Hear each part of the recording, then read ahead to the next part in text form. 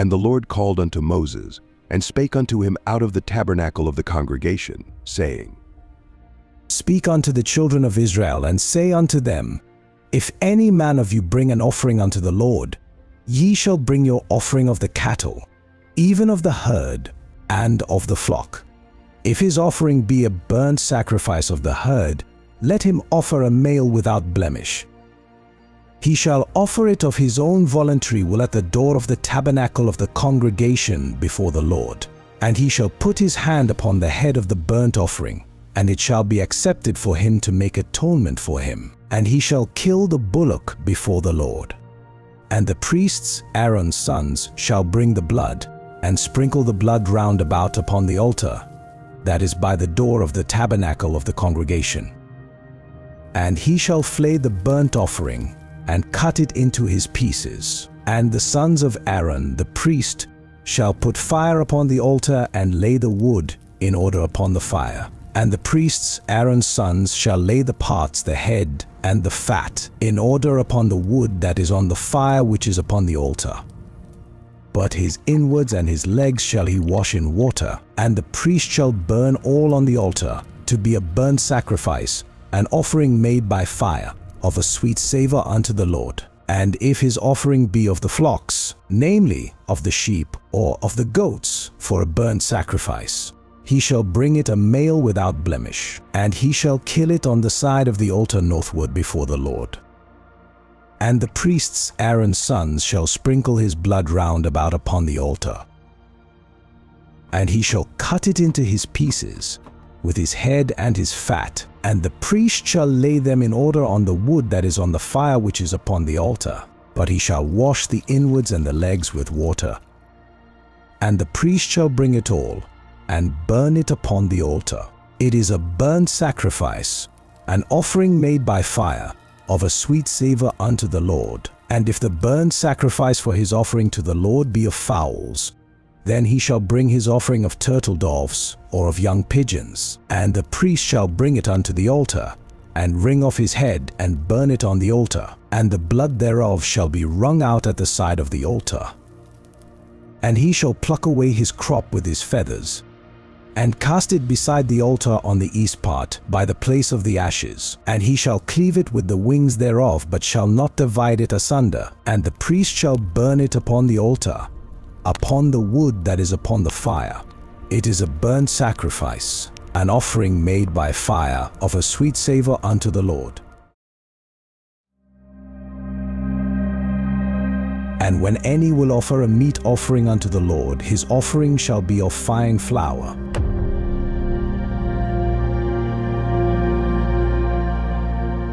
And he shall pour oil upon it, and put frankincense thereon. And he shall bring it to Aaron's sons the priests, and he shall take thereout his handful of the flour thereof, and of the oil thereof, with all the frankincense thereof. And the priest shall burn the memorial of it upon the altar, to be an offering made by fire, of a sweet savour unto the Lord. And the remnant of the meat offering shall be Aaron's and his sons. It is a thing most holy of the offerings of the Lord made by fire. And if thou bring an oblation of a meat offering baken in the oven, it shall be unleavened cakes of fine flour mingled with oil, or unleavened wafers anointed with oil. And if thy oblation be a meat offering baken in a pan, it shall be of fine flour unleavened, mingled with oil. Thou shalt part it in pieces, and pour oil thereon. It is a meat offering. And if thy oblation be a meat offering baken in the frying pan, it shall be made of fine flour with oil. And thou shalt bring the meat offering that is made of these things unto the Lord. And when it is presented unto the priest, he shall bring it unto the altar. And the priest shall take from the meat offering a memorial thereof, and shall burn it upon the altar. It is an offering made by fire, of a sweet savour unto the Lord. And that which is left of the meat offering shall be Aaron's and his sons. It is a thing most holy of the offerings of the Lord made by fire.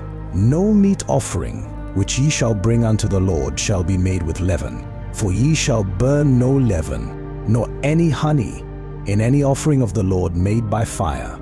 As for the oblation of the firstfruits, ye shall offer them unto the Lord, but they shall not be burnt on the altar for a sweet savour. And every oblation of thy meat offering shalt thou season with salt, neither shalt thou suffer the salt of the covenant of thy God to be lacking from thy meat offering. With all thine offerings thou shalt offer salt. And if thou offer a meat offering of thy firstfruits unto the Lord, thou shalt offer for the meat offering of thy firstfruits green ears of corn dried by the fire, even corn beaten out of full ears. And thou shalt put oil upon it and lay frankincense thereon. It is a meat offering, and the priest shall burn the memorial of it, part of the beaten corn thereof, and part of the oil thereof with all the frankincense thereof. It is an offering made by fire unto the Lord. And if his oblation be a sacrifice of peace offering, if he offer it of the herd,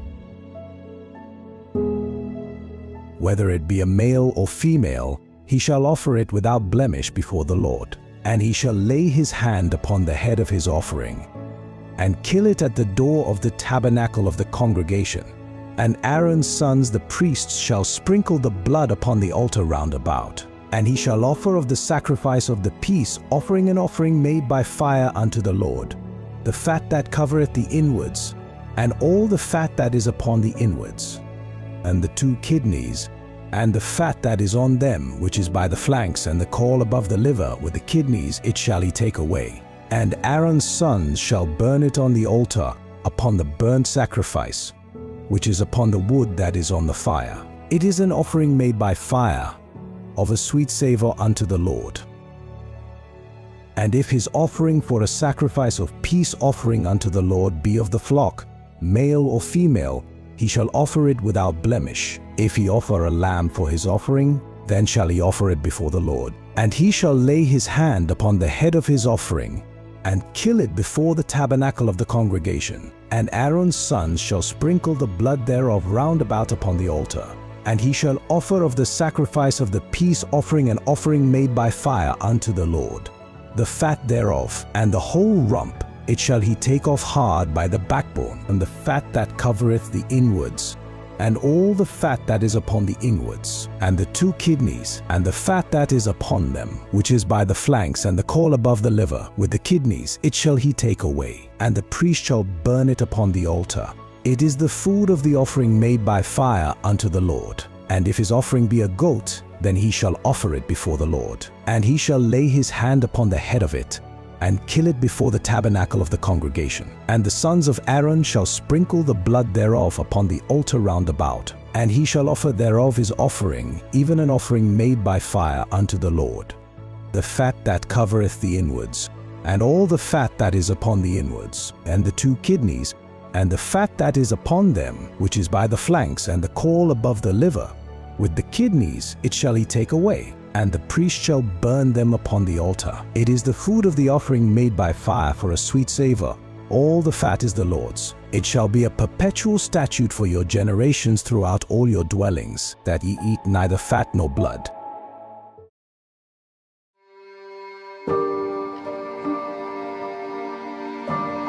And the Lord spake unto Moses, saying,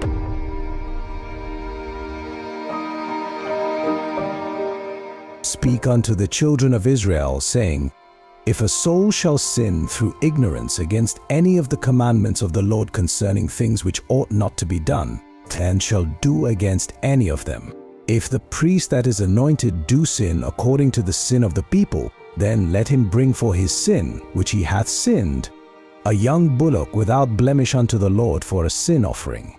And he shall bring the bullock unto the door of the tabernacle of the congregation before the Lord, and shall lay his hand upon the bullock's head, and kill the bullock before the Lord. And the priest that is anointed shall take of the bullock's blood, and bring it to the tabernacle of the congregation. And the priest shall dip his finger in the blood, and sprinkle of the blood 7 times before the Lord, before the veil of the sanctuary. And the priest shall put some of the blood upon the horns of the altar of sweet incense before the Lord, which is in the tabernacle of the congregation, and shall pour all the blood of the bullock at the bottom of the altar of the burnt offering, which is at the door of the tabernacle of the congregation. And he shall take off from it all the fat of the bullock for the sin offering, the fat that covereth the inwards, and all the fat that is upon the inwards, and the 2 kidneys, and the fat that is upon them, which is by the flanks, and the caul above the liver with the kidneys, it shall he take away, as it was taken off from the bullock of the sacrifice of peace offerings, and the priest shall burn them upon the altar of the burnt offering, and the skin of the bullock, and all his flesh with his head, and with his legs, and his inwards, and his dung. Even the whole bullock shall he carry forth without the camp unto a clean place, where the ashes are poured out, and burn him on the wood with fire. Where the ashes are poured out shall he be burnt. And if the whole congregation of Israel sin through ignorance, and the thing be hid from the eyes of the assembly, and they have done somewhat against any of the commandments of the Lord concerning things which should not be done, and are guilty, when the sin which they have sinned against it is known, then the congregation shall offer a young bullock for the sin, and bring him before the tabernacle of the congregation. And the elders of the congregation shall lay their hands upon the head of the bullock before the Lord. And the bullock shall be killed before the Lord. And the priest that is anointed shall bring of the bullock's blood to the tabernacle of the congregation. And the priest shall dip his finger in some of the blood, and sprinkle it 7 times before the Lord, even before the veil. And he shall put some of the blood upon the horns of the altar which is before the Lord, that is in the tabernacle of the congregation, and shall pour out all the blood at the bottom of the altar of the burnt offering, which is at the door of the tabernacle of the congregation. And he shall take all his fat from him, and burn it upon the altar. And he shall do with the bullock as he did with the bullock for a sin offering, so shall he do with this. And the priest shall make an atonement for them, and it shall be forgiven them. And he shall carry forth the bullock without the camp, and burn him as he burned the first bullock. It is a sin offering for the congregation. When a ruler hath sinned, and done somewhat through ignorance against any of the commandments of the Lord his God concerning things which should not be done, and is guilty, or if his sin wherein he hath sinned come to his knowledge, he shall bring his offering, a kid of the goats, a male without blemish, and he shall lay his hand upon the head of the goat, and kill it in the place where they kill the burnt offering before the Lord. It is a sin offering. And the priest shall take of the blood of the sin offering with his finger, and put it upon the horns of the altar of burnt offering, and shall pour out his blood at the bottom of the altar of burnt offering. And he shall burn all his fat upon the altar, as the fat of the sacrifice of peace offerings. And the priest shall make an atonement for him as concerning his sin, and it shall be forgiven him. And if any one of the common people sin through ignorance, while he doeth somewhat against any of the commandments of the Lord concerning things which ought not to be done, and be guilty, or if his sin, which he hath sinned, come to his knowledge, then he shall bring his offering, a kid of the goats, a female without blemish, for his sin which he hath sinned. And he shall lay his hand upon the head of the sin offering, and slay the sin offering in the place of the burnt offering. And the priest shall take of the blood thereof with his finger, and put it upon the horns of the altar of burnt offering, and shall pour out all the blood thereof at the bottom of the altar. And he shall take away all the fat thereof, as the fat is taken away from off the sacrifice of peace offerings. And the priest shall burn it upon the altar for a sweet savour unto the Lord. And the priest shall make an atonement for him, and it shall be forgiven him. And if he bring a lamb for a sin offering, he shall bring it a female without blemish. And he shall lay his hand upon the head of the sin offering, and slay it for a sin offering in the place where they kill the burnt offering. And the priest shall take of the blood of the sin offering with his finger, and put it upon the horns of the altar of burnt offering, and shall pour out all the blood thereof at the bottom of the altar, and he shall take away all the fat thereof. As the fat of the lamb is taken away from the sacrifice of the peace offerings, and the priest shall burn them upon the altar, according to the offerings made by fire unto the Lord. And the priest shall make an atonement for his sin that he hath committed, and it shall be forgiven him. And if a soul sin, and hear the voice of swearing,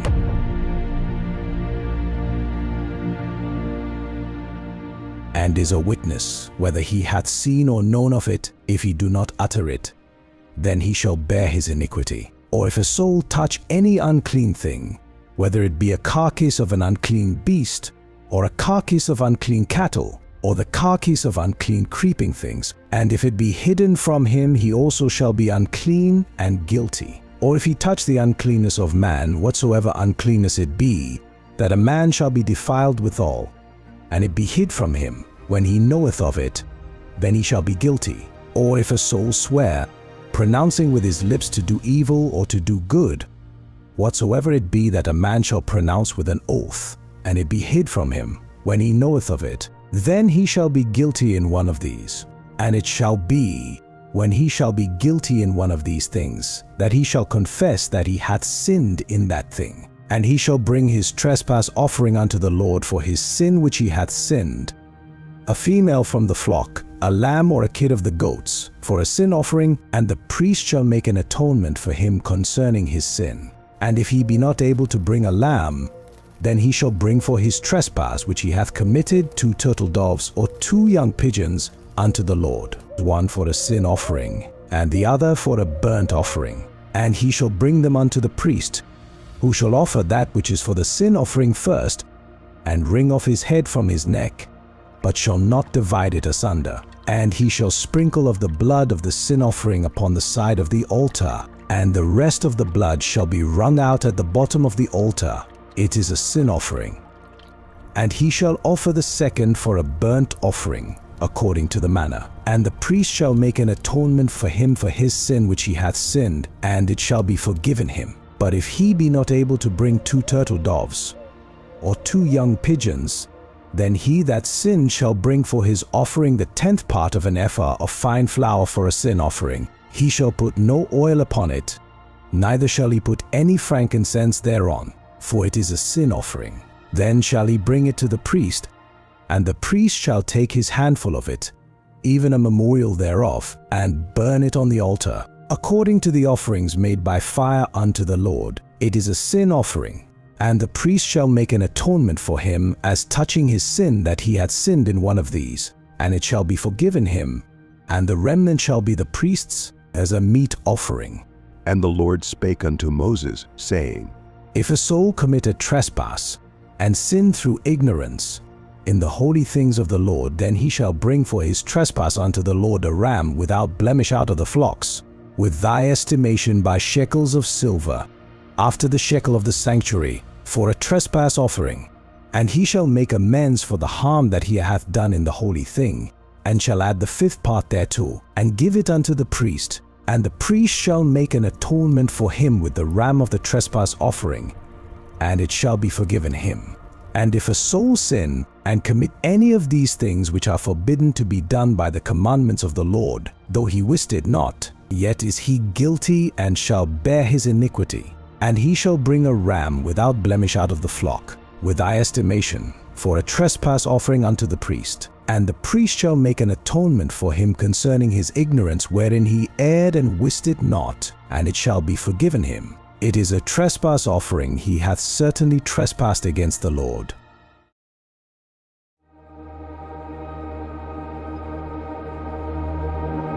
And the Lord spake unto Moses, saying,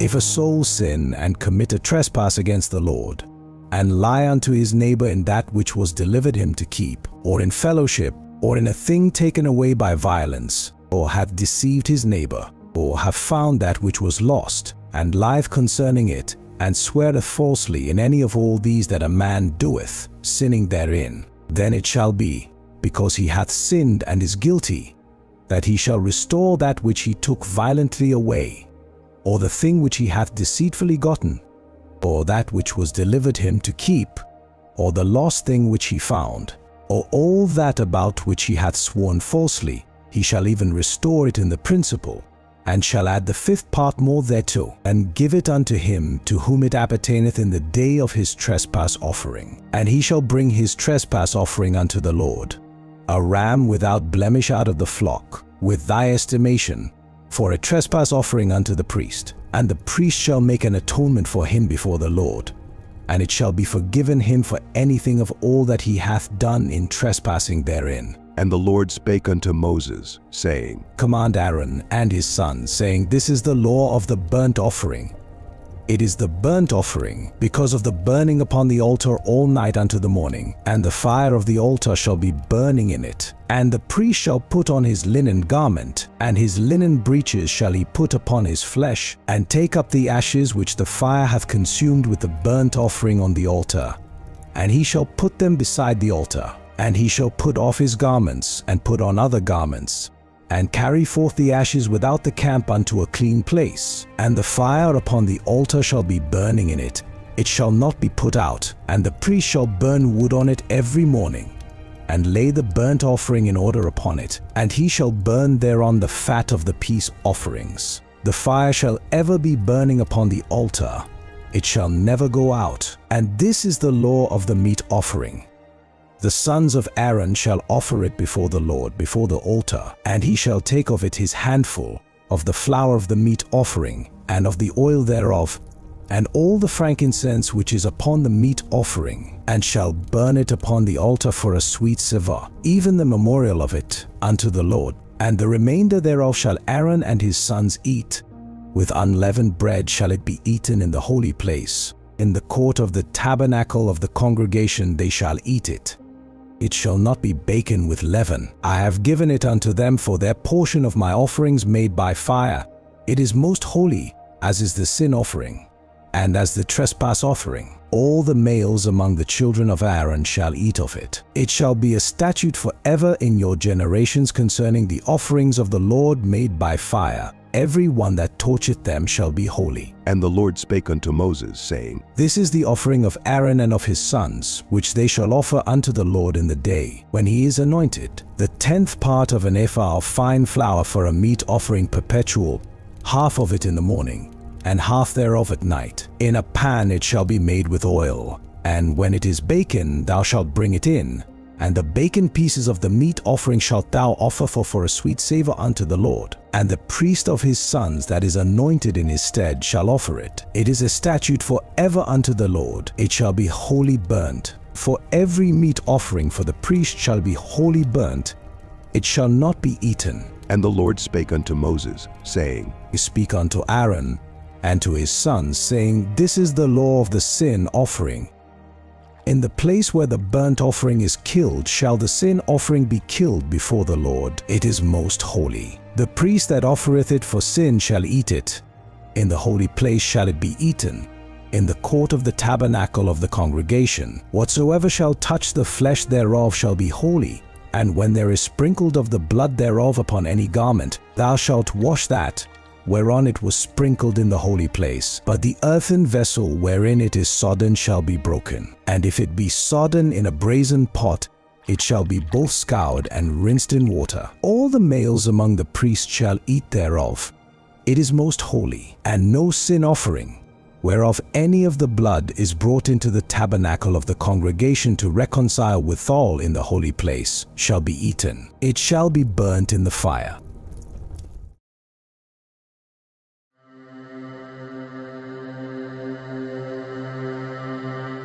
Likewise, this is the law of the trespass offering.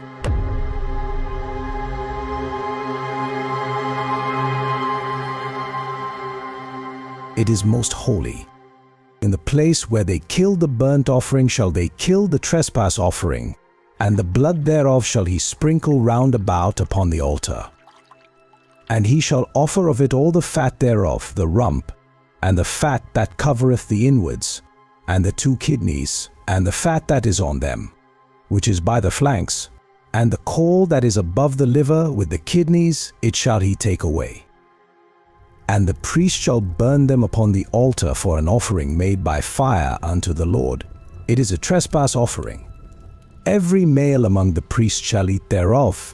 It shall be eaten in the holy place. It is most holy.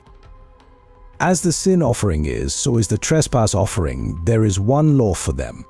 The priest that maketh atonement therewith shall have it.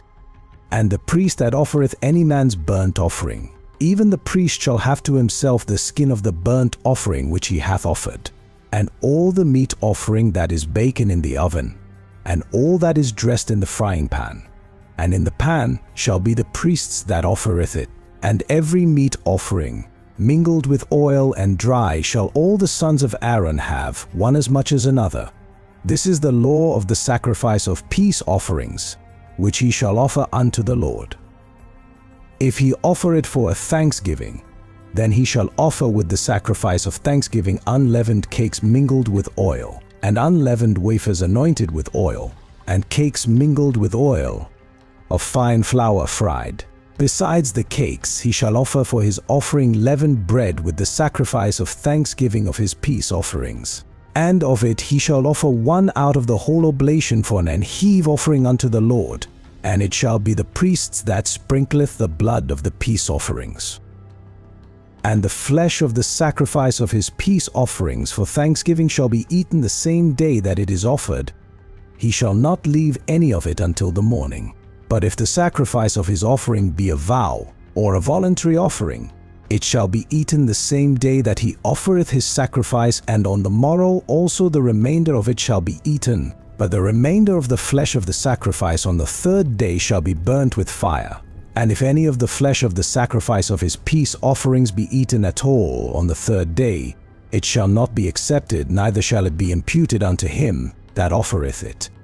It shall be an abomination, and the soul that eateth of it shall bear his iniquity, and the flesh that toucheth any unclean thing shall not be eaten. It shall be burnt with fire. And as for the flesh, all that be clean shall eat thereof. But the soul that eateth of the flesh of the sacrifice of peace offerings, that pertain unto the Lord, having his uncleanness upon him, even that soul shall be cut off from his people. Moreover, the soul that shall touch any unclean thing, as the uncleanness of man, or any unclean beast, or any abominable unclean thing, and eat of the flesh of the sacrifice of peace offerings, which pertain unto the Lord, even that soul shall be cut off from his people.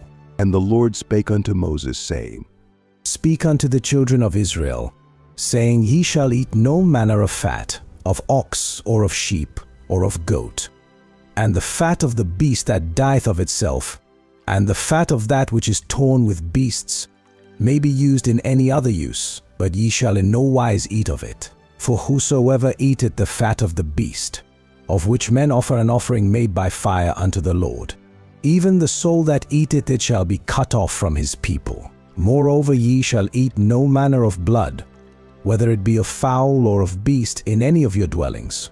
Whatsoever soul it be that eateth any manner of blood, even that soul shall be cut off from his people. And the Lord spake unto Moses, saying, Speak unto the children of Israel, saying, He that offereth the sacrifice of his peace offerings unto the Lord shall bring his oblation unto the Lord of the sacrifice of his peace offerings. His own hand shall bring the offerings of the Lord made by fire, the fat with the breast, it shall he bring, that the breast may be waved for a wave offering before the Lord. And the priest shall burn the fat upon the altar, but the breast shall be Aaron's and his sons'. And the right shoulder shall ye give unto the priest for an heave offering of the sacrifices of your peace offerings. He among the sons of Aaron that offereth the blood of the peace offerings, and the fat, shall have the right shoulder for his part. For the wave breast and the heave shoulder have I taken of the children of Israel from off the sacrifices of their peace offerings, and have given them unto Aaron the priest and unto his sons by a statute forever from among the children of Israel. This is the portion of the anointing of Aaron, and of the anointing of his sons, out of the offerings of the Lord made by fire, in the day when he presented them to minister unto the Lord in the priest's office, which the Lord commanded to be given them of the children of Israel, in the day that he anointed them, by a statute forever throughout their generations. This is the law of the burnt offering, of the meat offering, and of the sin offering, and of the trespass offering, and of the consecrations, and of the sacrifice of the peace offerings, which the Lord commanded Moses in Mount Sinai. in the day that he commanded the children of Israel to offer their oblations unto the Lord in the wilderness of Sinai.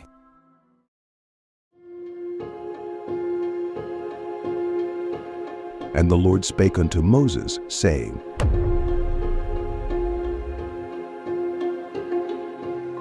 Take Aaron and his sons with him, and the garments and the anointing oil, and a bullock for the sin offering, and 2 rams, and a basket of unleavened bread. And gather thou all the congregation together unto the door of the tabernacle of the congregation. And Moses did as the Lord commanded him, and the assembly was gathered together unto the door of the tabernacle of the congregation. And Moses said unto the congregation, This is the thing which the Lord commanded to be done. And Moses brought Aaron and his sons, and washed them with water.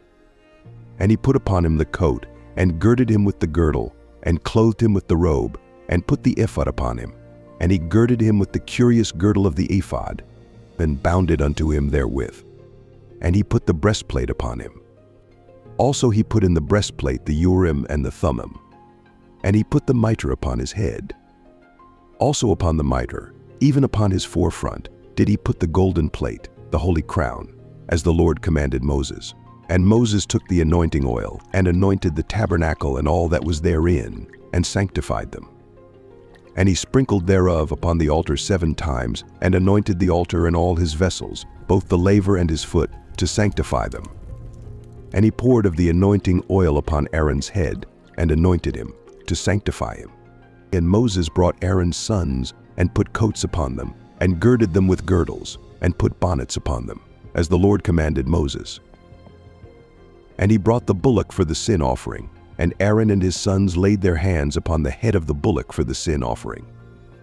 And he slew it, and Moses took the blood, and put it upon the horns of the altar round about with his finger, and purified the altar, and poured the blood at the bottom of the altar, and sanctified it, to make reconciliation upon it. And he took all the fat that was upon the inwards, and the caul above the liver, and the 2 kidneys, and their fat, and Moses burned it upon the altar. But the bullock, and his hide, his flesh, and his dung, he burnt with fire without the camp, as the Lord commanded Moses. And he brought the ram for the burnt offering, and Aaron and his sons laid their hands upon the head of the ram. And he killed it, and Moses sprinkled the blood upon the altar round about. And he cut the ram into pieces, and Moses burnt the head, and the pieces, and the fat. And he washed the inwards and the legs in water, and Moses burnt the whole ram upon the altar. It was a burnt sacrifice for a sweet savor, and an offering made by fire unto the Lord, as the Lord commanded Moses. And he brought the other ram, the ram of consecration, and Aaron and his sons laid their hands upon the head of the ram. And he slew it, and Moses took of the blood of it, and put it upon the tip of Aaron's right ear, and upon the thumb of his right hand, and upon the great toe of his right foot. And he brought Aaron's sons, and Moses put of the blood upon the tip of their right ear, and upon the thumbs of their right hands, and upon the great toes of their right feet. And Moses sprinkled the blood upon the altar round about. And he took the fat, and the rump, and all the fat that was upon the inwards, and the caul above the liver, and the 2 kidneys, and their fat, and the right shoulder. And out of the basket of unleavened bread, that was before the Lord, he took 1 unleavened cake, and a cake of oiled bread, and 1 wafer, and put them on the fat, and upon the right shoulder. And he put all upon Aaron's hands, and upon his sons' hands, and waved them for a wave offering before the Lord. And Moses took them from off their hands, and burnt them on the altar upon the burnt offering. They were consecrations for a sweet savor. It is an offering made by fire unto the Lord. And Moses took the breast, and waved it for a wave offering before the Lord. For of the ram of consecration it was Moses' part, as the Lord commanded Moses. And Moses took of the anointing oil, and of the blood which was upon the altar, and sprinkled it upon Aaron, and upon his garments, and upon his sons, and upon his sons' garments with him, and sanctified Aaron, and his garments, and his sons' garments with him. And Moses said unto Aaron and to his sons, Boil the flesh at the door of the tabernacle of the congregation, and there eat it with the bread that is in the basket of consecrations, as I commanded, saying, Aaron and his sons shall eat it. And that which remaineth of the flesh and of the bread shall ye burn with fire. And ye shall not go out of the door of the tabernacle of the congregation in 7 days, until the days of your consecration be at an end. For 7 days shall he consecrate you. As he hath done this day, so the Lord hath commanded to do, to make an atonement for you. Therefore shall ye abide at the door of the tabernacle of the congregation day and night 7 days, and keep the charge of the Lord, that ye die not, for so I am commanded. So Aaron and his sons did all things which the Lord commanded by the hand of Moses.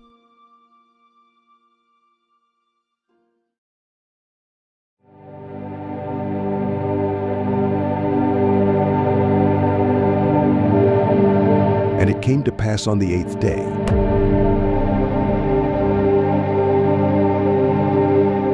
that Moses called Aaron and his sons and the elders of Israel. And he said unto Aaron, Take thee a young calf for a sin offering, and a ram for a burnt offering, without blemish, and offer them before the Lord. And unto the children of Israel thou shalt speak, saying, Take ye a kid of the goats for a sin offering, and a calf and a lamb, both of the first year, without blemish, for a burnt offering, also a bullock, and a ram for peace offerings, to sacrifice before the Lord, and a meat offering mingled with oil, for today the Lord will appear unto you. And they brought that which Moses commanded before the tabernacle of the congregation. And all the congregation drew near and stood before the Lord. And Moses said, This is the thing which the Lord commanded that ye should do, and the glory of the Lord shall appear unto you. And Moses said unto Aaron, Go unto the altar, and offer thy sin offering, and thy burnt offering, and make an atonement for thyself, and for the people, and offer the offering of the people, and make an atonement for them, as the Lord commanded. Aaron therefore went unto the altar, and slew the calf of the sin offering, which was for himself.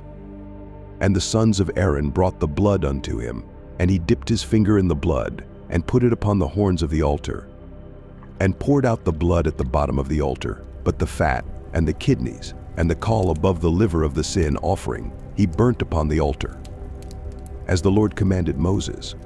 And the flesh and the hide he burnt with fire without the camp. And he slew the burnt offering, and Aaron's sons presented unto him the blood, which he sprinkled round about upon the altar.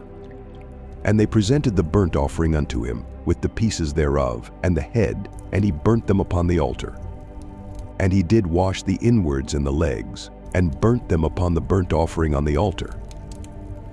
And he brought the people's offering, and took the goat, which was the sin offering for the people, and slew it, and offered it for sin, as the first.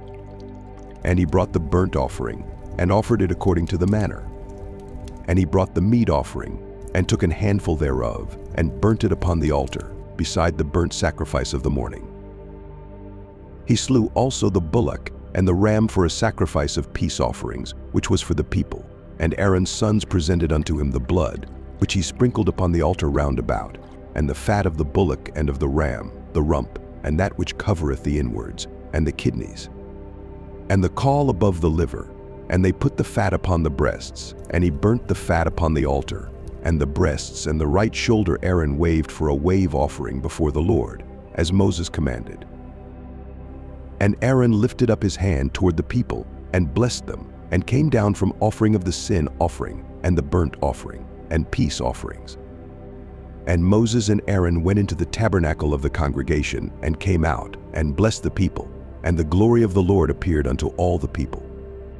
And there came a fire out from before the Lord, and consumed upon the altar the burnt offering and the fat, which when all the people saw, they shouted, and fell on their faces.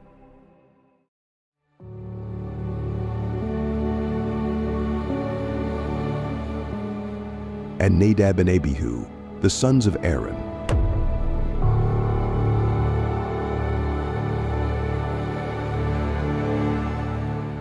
took either of them his censer, and put fire therein, and put incense thereon, and offered strange fire before the Lord, which he commanded them not. And there went out fire from the Lord, and devoured them, and they died before the Lord. Then Moses said unto Aaron, This is it that the Lord spake, saying, I will be sanctified in them that come nigh me, and before all the people I will be glorified. And Aaron held his peace. And Moses called Mishael and Elzaphan, the sons of Uzziel, the uncle of Aaron, and said unto them, Come near, carry your brethren from before the sanctuary out of the camp. So they went near, and carried them in their coats out of the camp, as Moses had said. And Moses said unto Aaron, and unto Eleazar, and unto Ithamar, his sons, Uncover not your heads, neither rend your clothes, lest ye die, and lest wrath come upon all the people. But let your brethren, the whole house of Israel, bewail the burning which the Lord hath kindled. And ye shall not go out from the door of the tabernacle of the congregation, lest ye die, for the anointing oil of the Lord is upon you. And they did according to the word of Moses. And the Lord spake unto Aaron, saying, Do not drink wine, nor strong drink thou, nor thy sons with thee, when ye go into the tabernacle of the congregation, lest ye die. It shall be a statute for ever throughout your generations, and that ye may put difference between holy and unholy, and between unclean and clean, and that ye may teach the children of Israel all the statutes which the Lord hath spoken unto them by the hand of Moses. And Moses spake unto Aaron, and unto Eleazar, and unto Ithamar, his sons that were left, Take the meat offering that remaineth of the offerings of the Lord made by fire, and eat it without leaven beside the altar. For it is most holy, and ye shall eat it in the holy place, because it is thy due, and thy son's due, of the sacrifices of the Lord made by fire, for so I am commanded. And the wave breast and heave shoulder shall ye eat in a clean place, thou, and thy sons, and thy daughters with thee, for they be thy due, and thy sons' due, which are given out of the sacrifices of peace offerings of the children of Israel. The heave shoulder and the wave breast shall they bring with the offerings made by fire of the fat, to wave it for a wave offering before the Lord. And it shall be thine and thy sons with thee, by a statute forever, as the Lord hath commanded. And Moses diligently sought the goat of the sin offering, and behold, it was burnt. And he was angry with Eleazar and Ithamar, the sons of Aaron which were left alive, saying, Wherefore have ye not eaten the sin offering in the holy place, seeing it is most holy, and God hath given it you to bear the iniquity of the congregation, and to make atonement for them before the Lord? Behold, the blood of it was not brought in within the holy place. Ye should indeed have eaten it in the holy place, as I commanded. And Aaron said unto Moses, Behold, this day have they offered their sin offering and their burnt offering before the Lord, and such things have befallen me. And if I had eaten the sin offering today, should it have been accepted in the sight of the Lord? And when Moses heard that, he was content.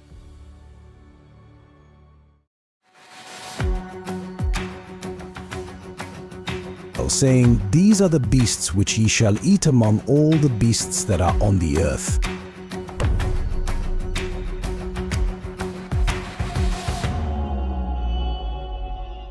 And the Lord spake unto Moses and to Aaron, saying unto them, Whatsoever parteth the hoof, and is cloven-footed, and cheweth the cud among the beasts, that shall ye eat. Nevertheless, these shall ye not eat of them that chew the cud, or of them that divide the hoof, as the camel, because he cheweth the cud, but divideth not the hoof. He is unclean unto you. And the coney, because he cheweth the cud, but divideth not the hoof, he is unclean unto you. And the hare, because he cheweth the cud, but divideth not the hoof, he is unclean unto you. And the swine, though he divide the hoof, and be cloven-footed, yet he cheweth not the cud, he is unclean to you. Of their flesh shall ye not eat, and their carcass shall ye not touch. They are unclean to you. These shall ye eat of all that are in the waters. Whatsoever hath fins and scales in the waters, in the seas, and in the rivers, them shall ye eat. And all that have not fins and scales in the seas and in the rivers, of all that move in the waters, and of any living thing which is in the waters, they shall be an abomination unto you. They shall be even an abomination unto you. Ye shall not eat of their flesh, but ye shall have their carcasses in abomination. Whatsoever hath no fins nor scales in the waters, that shall be an abomination unto you. And these are they which ye shall have in abomination among the fowls. They shall not be eaten, they are an abomination, the eagle and the ossifrage, and the osprey and the vulture and the kite after his kind, every raven after his kind, and the owl and the night hawk and the cuckoo, and the hawk after his kind, and the little owl and the cormorant, and the great owl, and the swan, and the pelican, and the gier eagle, and the stork, the heron after her kind, and the lapwing, and the bat. All fowls that creep, going upon all four, shall be an abomination unto you. Yet these may ye eat of every flying creeping thing that goeth upon all four, which have legs above their feet, to leap withal upon the earth. Even these of them ye may eat. The locust after his kind, and the bold locust after his kind, and the beetle after his kind, and the grasshopper after his kind. But all other flying creeping things, which have 4 feet, shall be an abomination unto you. And for these ye shall be unclean. Whosoever toucheth the carcase of them shall be unclean until the even. And whosoever beareth aught of the carcase of them shall wash his clothes, and be unclean until the even. The carcasses of every beast which divideth the hoof, and is not cloven-footed, nor cheweth the cud, are unclean unto you. Every one that toucheth them shall be unclean. And whatsoever goeth upon his paws, among all manner of beasts that go on all four, those are unclean unto you. Whoso toucheth their carcase shall be unclean until the even. And he that beareth the carcase of them shall wash his clothes and be unclean until the even. They are unclean unto you. These also shall be unclean unto you among the creeping things that creep upon the earth, the weasel, and the mouse, and the tortoise after his kind, and the ferret, and the charmeleon, and the lizard, and the snail, and the mole. These are unclean to you among all that creep. Whosoever doth touch them, when they be dead, shall be unclean until the even. And upon whatsoever any of them, when they are dead, doth fall, it shall be unclean. Whether it be any vessel of wood or raiment or skin or sack, whatsoever vessel it be, wherein any work is done, it must be put into water, and it shall be unclean until the even. So it shall be cleansed. And every earthen vessel, whereinto any of them falleth, whatsoever is in it shall be unclean, and ye shall break it. Of all meat which may be eaten, that on which such water cometh shall be unclean, and all drink that may be drunk in every such vessel shall be unclean. And everything whereupon any part of their carcase falleth shall be unclean, whether it be oven or ranges for pots, they shall be broken down, for they are unclean, and shall be unclean unto you. Nevertheless a fountain or pit, wherein there is plenty of water, shall be clean. But that which toucheth their carcase shall be unclean. And if any part of their carcase fall upon any sowing seed which is to be sown, it shall be clean. But if any water be put upon the seed, and any part of their carcase fall thereon, it shall be unclean unto you. And if any beast of which ye may eat die, he that toucheth the carcase thereof shall be unclean until the even. And he that eateth of the carcase of it shall wash his clothes, and be unclean until the even. He also that beareth the carcase of it shall wash his clothes, and be unclean until the even. And every creeping thing that creepeth upon the earth shall be an abomination. It shall not be eaten. Whatsoever goeth upon the belly, and whatsoever goeth upon all four, or whatsoever hath more feet among all creeping things that creep upon the earth, them ye shall not eat, for they are an abomination. Ye shall not make yourselves abominable with any creeping thing that creepeth, neither shall ye make yourselves unclean with them, that ye should be defiled thereby. For I am the Lord your God. Ye shall therefore sanctify yourselves, and ye shall be holy, for I am holy. Neither shall ye defile yourselves with any manner of creeping thing that creepeth upon the earth. For I am the Lord that bringeth you up out of the land of Egypt. To be your God, ye shall therefore be holy, for I am holy. This is the law of the beasts, and of the fowl, and of every living creature that moveth in the waters, and of every creature that creepeth upon the earth, to make a difference between the unclean and the clean, and between the beast that may be eaten and the beast that may not be eaten.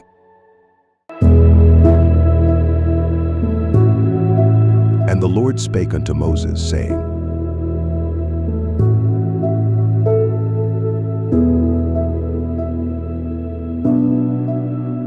Speak unto the children of Israel, saying, If a woman have conceived seed, and born a man-child, then she shall be unclean 7 days. According to the days of the separation for her infirmity shall she be unclean. And in the 8th day the flesh of his foreskin shall be circumcised. And she shall then continue in the blood of her purifying 33 days. She shall touch no hallowed thing, nor come into the sanctuary, until the days of her purifying be fulfilled. But if she bear a maid child, then she shall be unclean 2 weeks, as in her separation, and she shall continue in the blood of her purifying 66 days.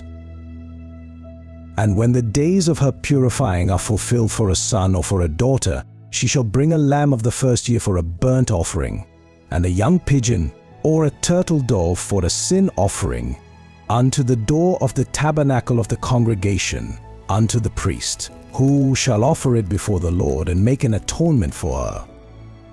And she shall be cleansed from the issue of her blood.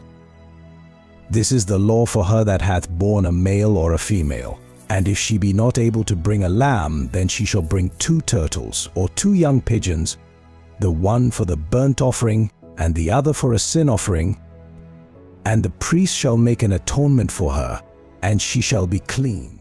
And the Lord spake unto Moses and Aaron, saying,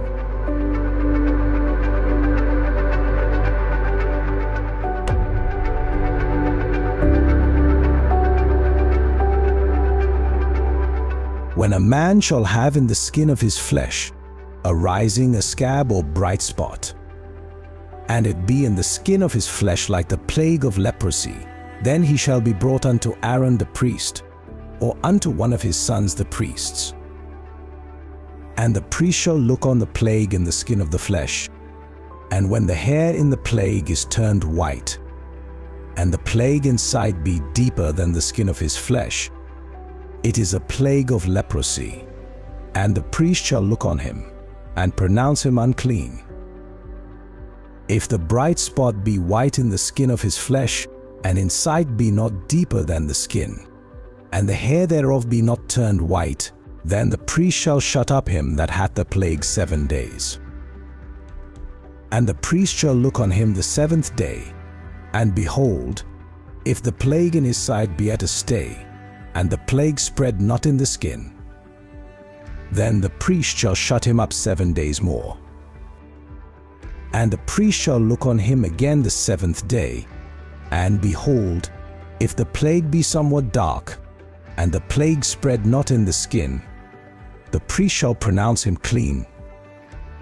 It is but a scab, and he shall wash his clothes and be clean.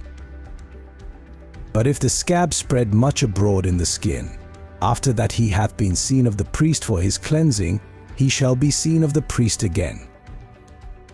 And if the priest see that, behold, the scab spreadeth in the skin, then the priest shall pronounce him unclean. It is a leprosy. When the plague of leprosy is in a man, then he shall be brought unto the priest. And the priest shall see him, and behold, if the rising be white in the skin, and it have turned the hair white, and there be quick raw flesh in the rising, it is an old leprosy in the skin of his flesh, and the priest shall pronounce him unclean, and shall not shut him up, for he is unclean. And if a leprosy break out abroad in the skin, and the leprosy cover all the skin of him that hath the plague from his head, even to his foot, wheresoever the priest looketh, then the priest shall consider, and behold, If the leprosy have covered all his flesh, he shall pronounce him clean that hath the plague. It is all turned white, he is clean. But when raw flesh appeareth in him, he shall be unclean. And the priest shall see the raw flesh, and pronounce him to be unclean, for the raw flesh is unclean. It is a leprosy.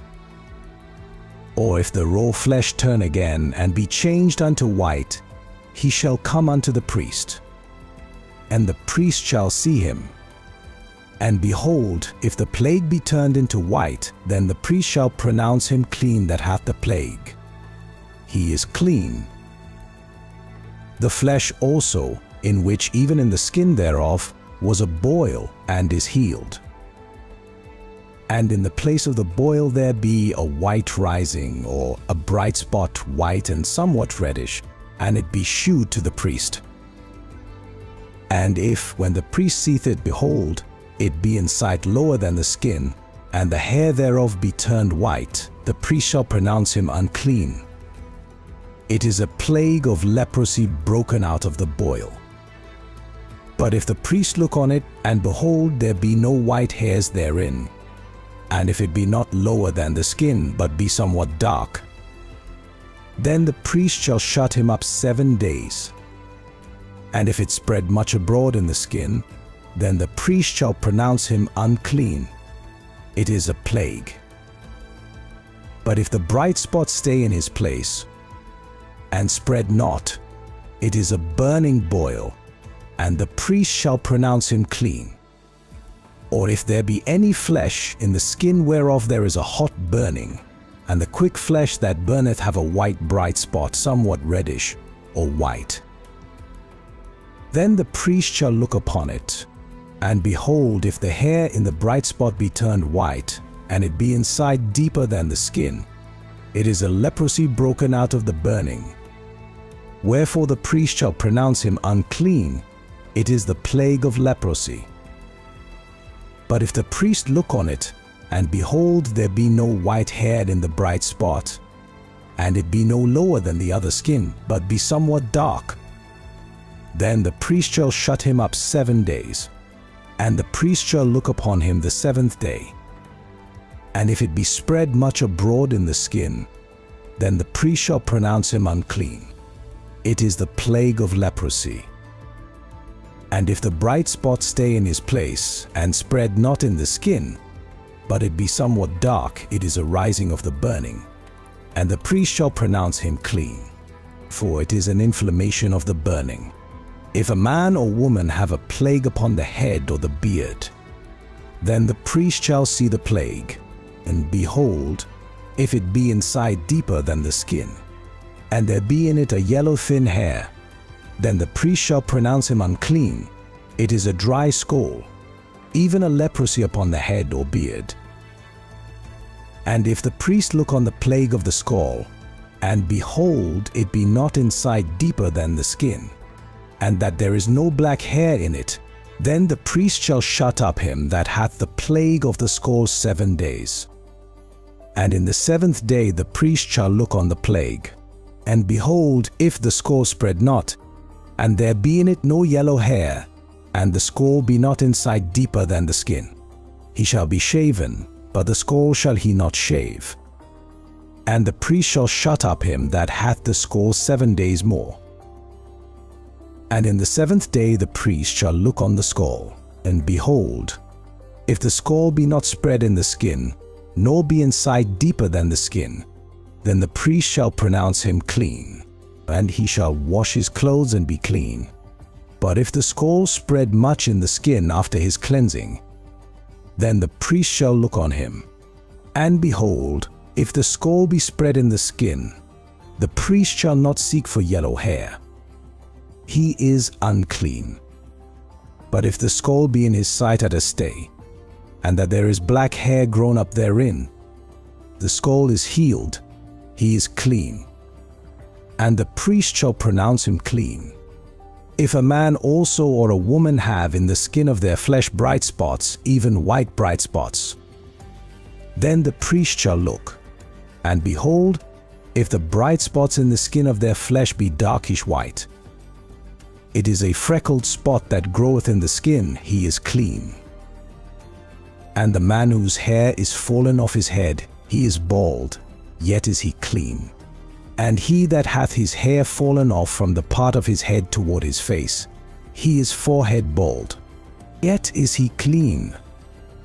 And if there be in the bald head or bald forehead a white reddish sore, it is a leprosy sprung up in his bald head or his bald forehead. Then the priest shall look upon it. And behold, if the rising of the sore be white reddish in his bald head or in his bald forehead, as the leprosy appeareth in the skin of the flesh, he is a leprous man, he is unclean. The priest shall pronounce him utterly unclean. His plague is in his head. And the leper in whom the plague is, his clothes shall be rent, and his head bare, and he shall put a covering upon his upper lip, and shall cry, Unclean, unclean. All the days wherein the plague shall be in him he shall be defiled. He is unclean. He shall dwell alone. Without the camp shall his habitation be.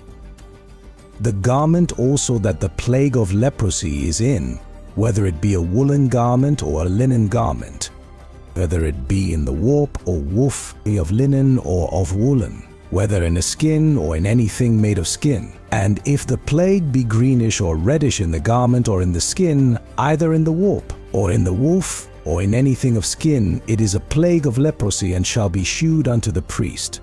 And the priest shall look upon the plague, and shut up it that hath the plague 7 days. And he shall look on the plague on the 7th day. If the plague be spread in the garment, either in the warp or in the woof or in a skin or in any work that is made of skin, the plague is a fretting leprosy.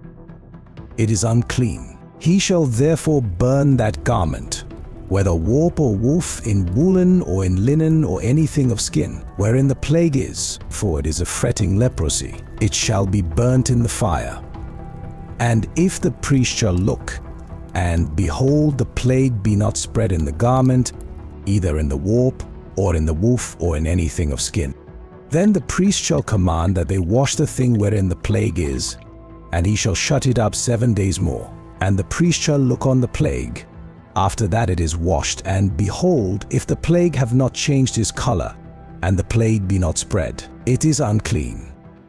Thou shalt burn it in the fire, it is fret inward, whether it be bare within or without. And if the priest look and behold, the plague be somewhat dark after the washing of it, then he shall rend it out of the garment, or out of the skin, or out of the warp, or out of the woof. And if it appear still in the garment, either in the warp, or in the woof, or in anything of skin, it is a spreading plague. Thou shalt burn that wherein the plague is with fire, and the garment, either warp, or woof, or whatsoever thing of skin it be, which thou shalt wash. If the plague be departed from them, then it shall be washed the 2nd time, and shall be clean. This is the law of the plague of leprosy in a garment of woolen or linen, either in the warp or woof, or anything of skins, to pronounce it clean, or to pronounce it unclean. This shall be the law of the leper in the day of his cleansing.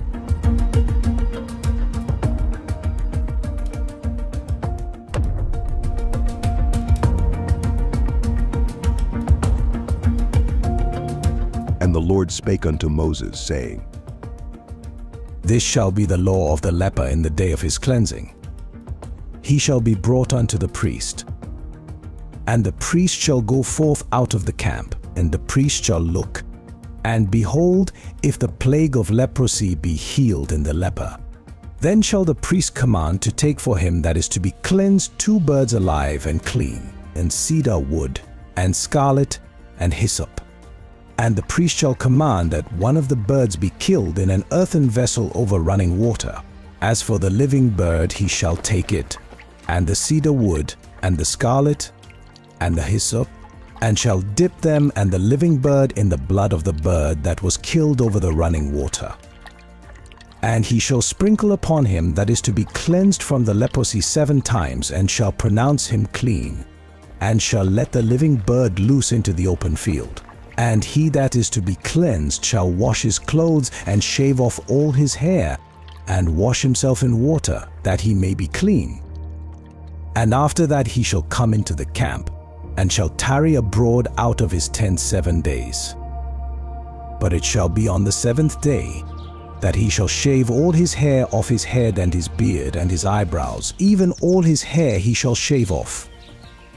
And he shall wash his clothes, also he shall wash his flesh in water, and he shall be clean. And on the 8th day he shall take 2 he-lambs without blemish, and 1 ewe lamb of the first year without blemish, and 3/10 deals of fine flour for a meat offering mingled with oil, and 1 log of oil. And the priest that maketh him clean shall present the man that is to be made clean. And those things before the Lord at the door of the tabernacle of the congregation. And the priest shall take 1 he-lamb, and offer him for a trespass offering, and the log of oil, and wave them for a wave offering before the Lord. And he shall slay the lamb in the place where he shall kill the sin offering and the burnt offering in the holy place. For as the sin offering is the priest's, so is the trespass offering, it is most holy. And the priest shall take some of the blood of the trespass offering, and the priest shall put it upon the tip of the right ear of him that is to be cleansed, and upon the thumb of his right hand, and upon the great toe of his right foot. And the priest shall take some of the log of oil, and pour it into the palm of his own left hand. And the priest shall dip his right finger in the oil that is in his left hand, and shall sprinkle of the oil with his finger 7 times before the Lord. And of the rest of the oil that is in his hand shall the priest put upon the tip of the right ear of him that is to be cleansed, and upon the thumb of his right hand, and upon the great toe of his right foot, upon the blood of the trespass offering. And the remnant of the oil that is in the priest's hand he shall pour upon the head of him that is to be cleansed, and the priest shall make an atonement for him before the Lord. And the priest shall offer the sin offering, and make an atonement for him that is to be cleansed from his uncleanness. And afterward he shall kill the burnt offering. And the priest shall offer the burnt offering and the meat offering upon the altar. And the priest shall make an atonement for him, and he shall be clean. And if he be poor, and cannot get so much, then he shall take 1 lamb for a trespass offering to be waved, to make an atonement for him, and 1/10 deal of fine flour mingled with oil for a meat offering and a log of oil, and 2 turtle doves, or 2 young pigeons, such as he is able to get. And the one shall be a sin offering, and the other a burnt offering. And he shall bring them on the 8th day for his cleansing unto the priest, unto the door of the tabernacle of the congregation, before the Lord. And the priest shall take the lamb of the trespass offering and the log of oil, and the priest shall wave them for a wave offering before the Lord. And he shall kill the lamb of the trespass offering, and the priest shall take some of the blood of the trespass offering, and put it upon the tip of the right ear of him that is to be cleansed, and upon the thumb of his right hand, and upon the great toe of his right foot. And the priest shall pour of the oil into the palm of his own left hand. And the priest shall sprinkle with his right finger some of the oil that is in his left hand 7 times before the Lord. And the priest shall put of the oil that is in his hand upon the tip of the right ear of him that is to be cleansed, and upon the thumb of his right hand, and upon the great toe of his right foot, upon the place of the blood of the trespass offering. And the rest of the oil that is in the priest's hand he shall put upon the head of him that is to be cleansed, to make an atonement for him before the Lord. And he shall offer the one of the turtle doves, or of the young pigeons, such as he can get, even such as he is able to get, the one for a sin offering, and the other for a burnt offering with the meat offering. And the priest shall make an atonement for him that is to be cleansed before the Lord. This is the law of him in whom is the plague of leprosy, whose hand is not able to get that which pertaineth to his cleansing. And the Lord spake unto Moses and unto Aaron, saying, When ye be come into the land of Canaan, which I give to you for a possession, and I put the plague of leprosy in a house of the land of your possession, and he that owneth the house shall come and tell the priest, saying, It seemeth to me there is as it were a plague in the house.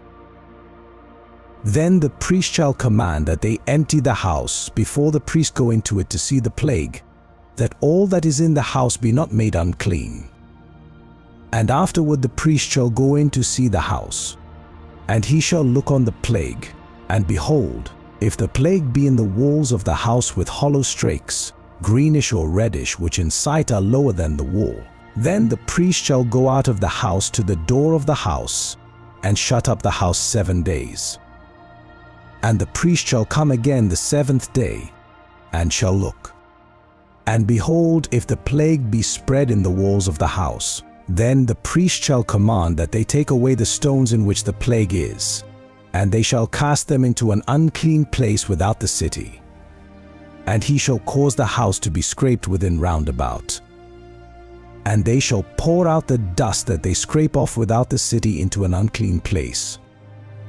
And they shall take other stones, and put them in the place of those stones.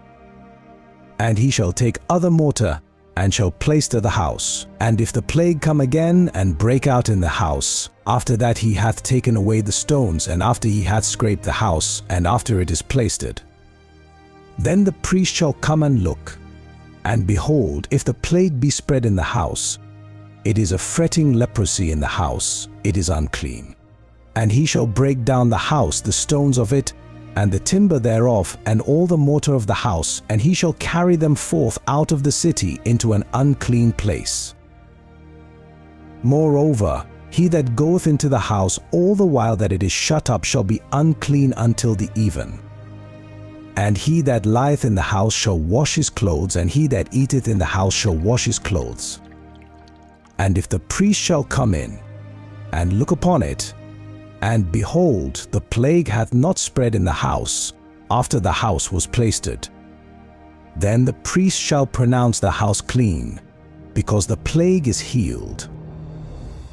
And he shall take to cleanse the house 2 birds, and cedar wood, and scarlet, and hyssop. And he shall kill the one of the birds in an earthen vessel over running water. And he shall take the cedar wood, and the hyssop, and the scarlet, and the living bird, and dip them in the blood of the slain bird and in the running water, and sprinkle the house 7 times. And he shall cleanse the house with the blood of the bird, and with the running water, and with the living bird, and with the cedar wood, and with the hyssop, and with the scarlet. But he shall let go the living bird out of the city into the open fields, and make an atonement for the house, and it shall be clean. This is the law for all manner of plague of leprosy, and scole, and for the leprosy of a garment, and of a house, and for a rising, and for a scab, and for a bright spot, to teach when it is unclean, and when it is clean. This is the law of leprosy. Every bed whereon he lieth that hath the issue is unclean, and everything whereon he sitteth shall be unclean.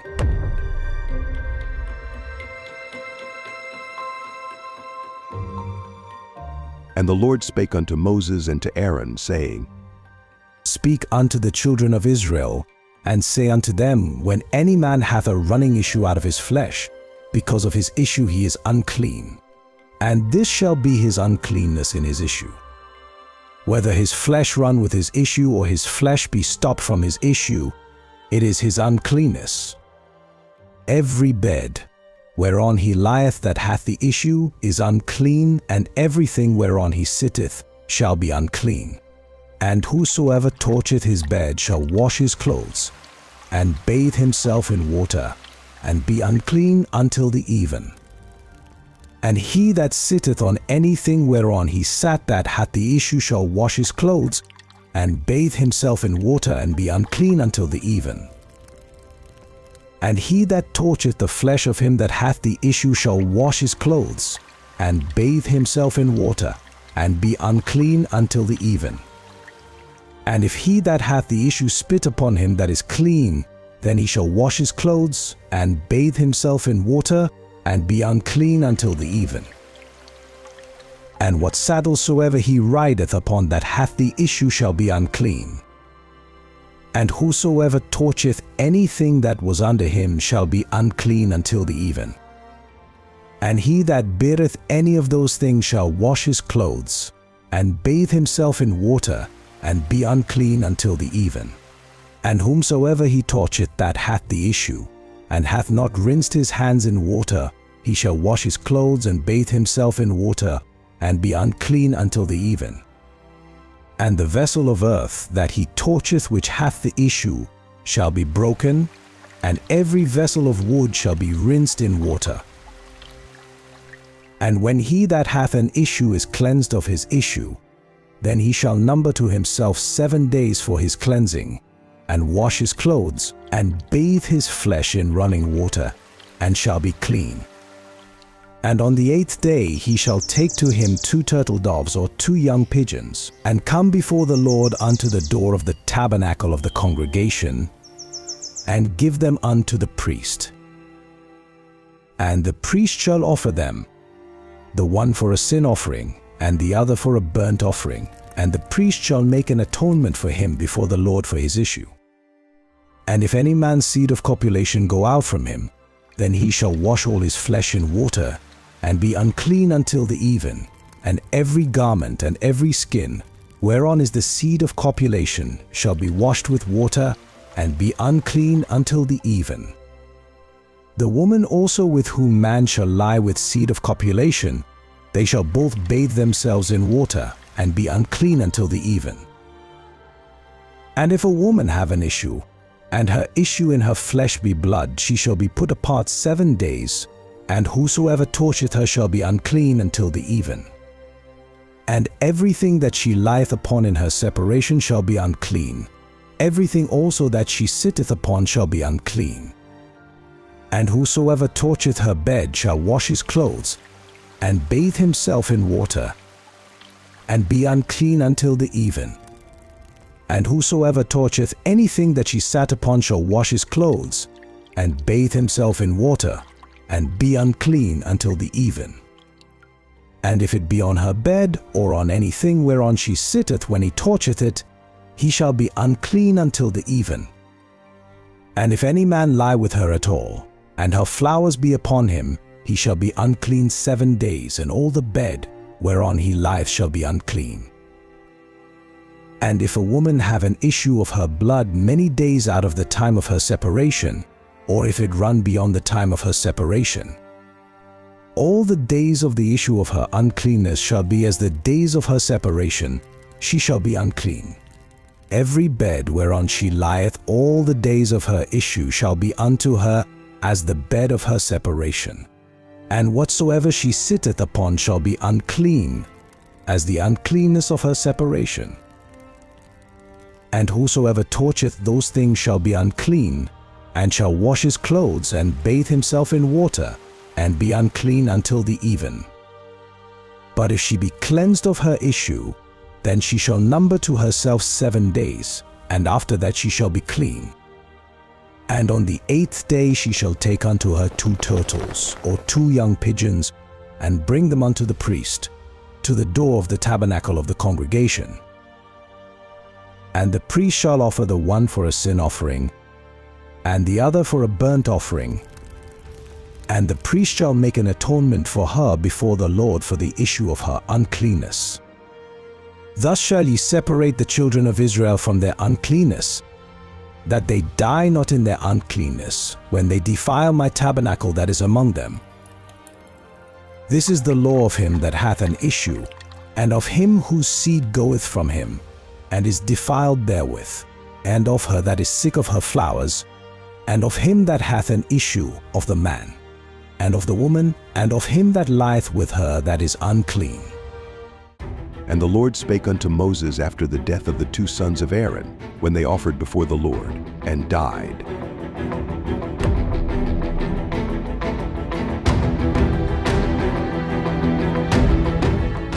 And the Lord spake unto Moses after the death of the 2 sons of Aaron, when they offered before the Lord, and died. And the Lord spake unto Moses, saying, Speak unto Aaron thy brother, that he come not at all times into the holy place within the veil before the mercy seat, which is upon the ark, that he die not. For I will appear in the cloud upon the mercy seat. Thus shall Aaron come into the holy place, with a young bullock for a sin offering and a ram for a burnt offering. He shall put on the holy linen coat, and he shall have the linen breeches upon his flesh, and shall be girded with a linen girdle, and with a linen mitre shall he be attired. These are holy garments, therefore shall he wash his flesh in water, and so put them on. And he shall take of the congregation of the children of Israel 2 kids of the goats for a sin offering, and 1 ram for a burnt offering. And Aaron shall offer his bullock of the sin offering, which is for himself, and make an atonement for himself and for his house. And he shall take the 2 goats, and present them before the Lord at the door of the tabernacle of the congregation. And Aaron shall cast lots upon the 2 goats, 1 lot for the Lord, and the other lot for the scapegoat. And Aaron shall bring the goat upon which the Lord's lot fell, and offer him for a sin offering. But the goat on which the lot fell to be the scapegoat shall be presented alive before the Lord to make an atonement with him, and to let him go for a scapegoat into the wilderness.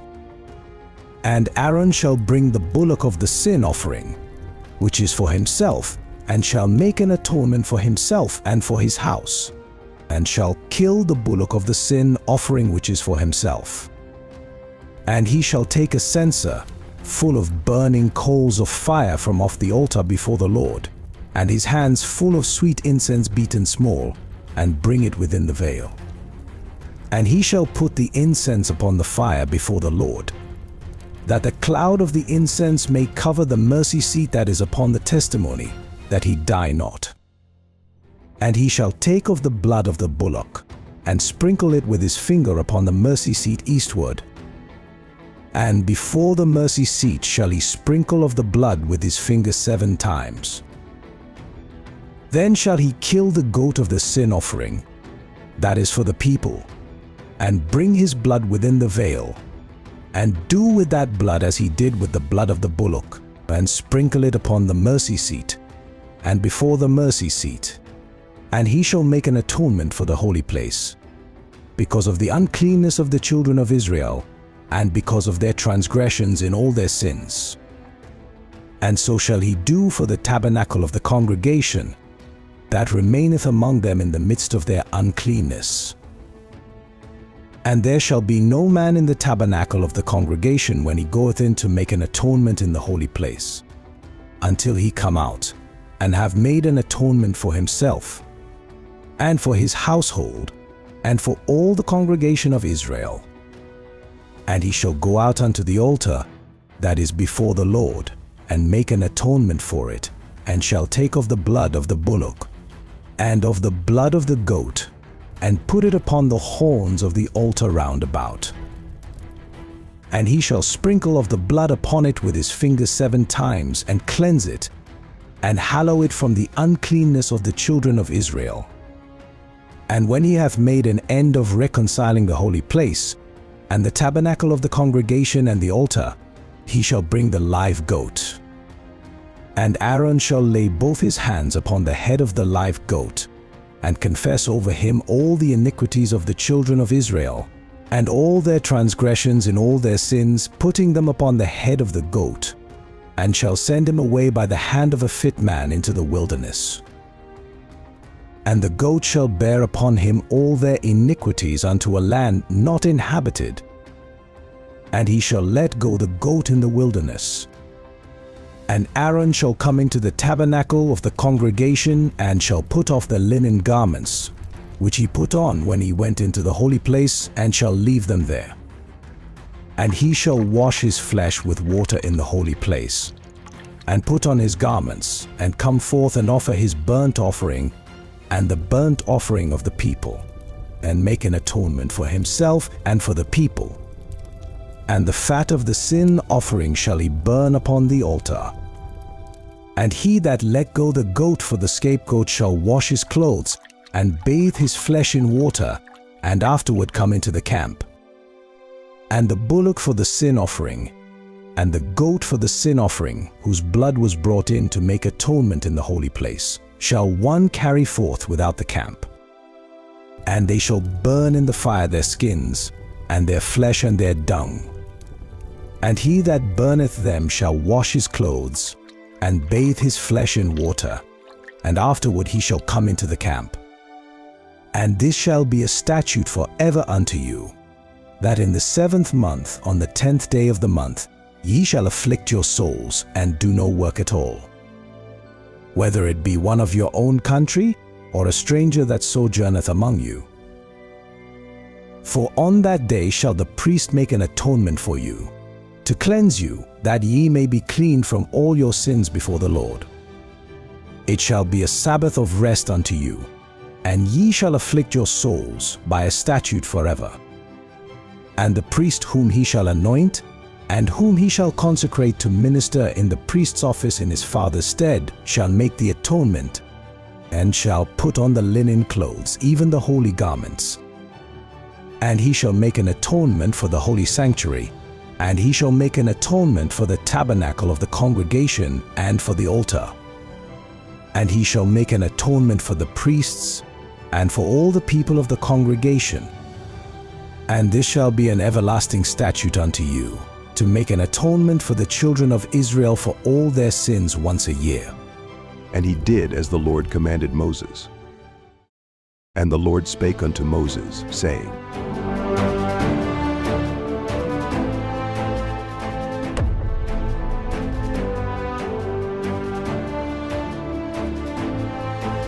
Speak unto Aaron, and unto his sons, and unto all the children of Israel, and say unto them, This is the thing which the Lord hath commanded, saying, What man soever there be of the house of Israel, that killeth an ox, or lamb, or goat, in the camp, or that killeth it out of the camp, and bringeth it not unto the door of the tabernacle of the congregation, to offer an offering unto the Lord before the tabernacle of the Lord, blood shall be imputed unto that man.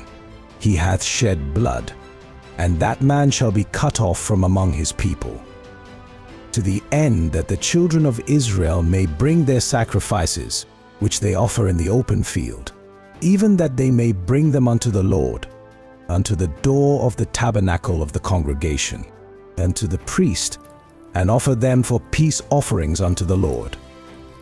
And the priest shall sprinkle the blood upon the altar of the Lord at the door of the tabernacle of the congregation, and burn the fat for a sweet savor unto the Lord. And they shall no more offer their sacrifices unto devils, after whom they have gone a-warring. This shall be a statute for ever unto them throughout their generations. And thou shalt say unto them, Whatsoever man there be of the house of Israel, or of the strangers which sojourn among you, that offereth a burnt offering or sacrifice, and bringeth it not unto the door of the tabernacle of the congregation, to offer it unto the Lord, even that man shall be cut off from among his people. And whatsoever man there be of the house of Israel, or of the strangers that sojourn among you, that eateth any manner of blood, I will even set my face against that soul that eateth blood, and will cut him off from among his people. For the life of the flesh is in the blood, and I have given it to you upon the altar to make an atonement for your souls. For it is the blood that maketh an atonement for the soul. Therefore I said unto the children of Israel, No soul of you shall eat blood, neither shall any stranger that sojourneth among you eat blood. And whatsoever man there be of the children of Israel, or of the strangers that sojourn among you, which hunteth and catcheth any beast or fowl that may be eaten, he shall even pour out the blood thereof, and cover it with dust. For it is the life of all flesh, the blood of it is for the life thereof. Therefore I said unto the children of Israel, Ye shall eat the blood of no manner of flesh, For the life of all flesh is the blood thereof. Whosoever eateth it shall be cut off. And every soul that eateth that which died of itself, or that which was torn with beasts, whether it be one of your own country or a stranger, he shall both wash his clothes, and bathe himself in water, and be unclean until the even, then shall he be clean. But if he wash them not, nor bathe his flesh, then he shall bear his iniquity. Speak unto the children of Israel, and say unto them, And the Lord spake unto Moses, saying, I am the Lord your God. After the doings of the land of Egypt, wherein ye dwelt, shall ye not do. And after the doings of the land of Canaan, whither I bring you, shall ye not do. Neither shall ye walk in their ordinances. Ye shall do my judgments, and keep mine ordinances to walk therein. I am the Lord your God. Ye shall therefore keep my statutes and my judgments, which if a man do, he shall live in them. I am the Lord. None of you shall approach to any that is near of kin to him, to uncover their nakedness. I am the Lord. The nakedness of thy father, or the nakedness of thy mother, shalt thou not uncover. She is thy mother, thou shalt not uncover her nakedness. The nakedness of thy father's wife shalt thou not uncover. It is thy father's nakedness. The nakedness of thy sister, the daughter of thy father, or daughter of thy mother, whether she be born at home or born abroad, even their nakedness thou shalt not uncover. The nakedness of thy son's daughter, or of thy daughter's daughter, even their nakedness thou shalt not uncover, for theirs is thine own nakedness. The nakedness of thy father's wife's daughter, begotten of thy father, she is thy sister, thou shalt not uncover her nakedness. Thou shalt not uncover the nakedness of thy father's sister, she is thy father's near kinswoman. Thou shalt not uncover the nakedness of thy mother's sister, for she is thy mother's near kinswoman. Thou shalt not uncover the nakedness of thy father's brother. Thou shalt not approach to his wife, she is thine aunt. Thou shalt not uncover the nakedness of thy daughter-in-law, she is thy son's wife, thou shalt not uncover her nakedness. Thou shalt not uncover the nakedness of thy brother's wife, it is thy brother's nakedness. Thou shalt not uncover the nakedness of a woman and her daughter, neither shalt thou take her son's daughter or her daughter's daughter, to uncover her nakedness, for they are her near kinswomen, it is wickedness. Neither shalt thou take a wife to her sister to vex her, to uncover her nakedness beside the other in her lifetime. Also thou shalt not approach unto a woman to uncover her nakedness, as long as she is put apart for her uncleanness. Moreover, thou shalt not lie carnally with thy neighbor's wife to defile thyself with her. And thou shalt not let any of thy seed pass through the fire to Molech, neither shalt thou profane the name of thy God. I am the Lord. Thou shalt not lie with mankind, as with womankind. It is abomination. Neither shalt thou lie with any beast to defile thyself therewith. Neither shall any woman stand before a beast to lie down thereto. It is confusion.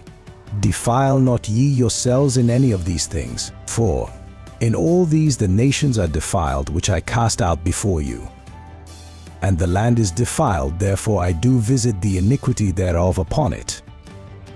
And the land itself vomiteth out her inhabitants. Ye shall therefore keep my statutes and my judgments, and shall not commit any of these abominations. Neither any of your own nation, nor any stranger that sojourneth among you.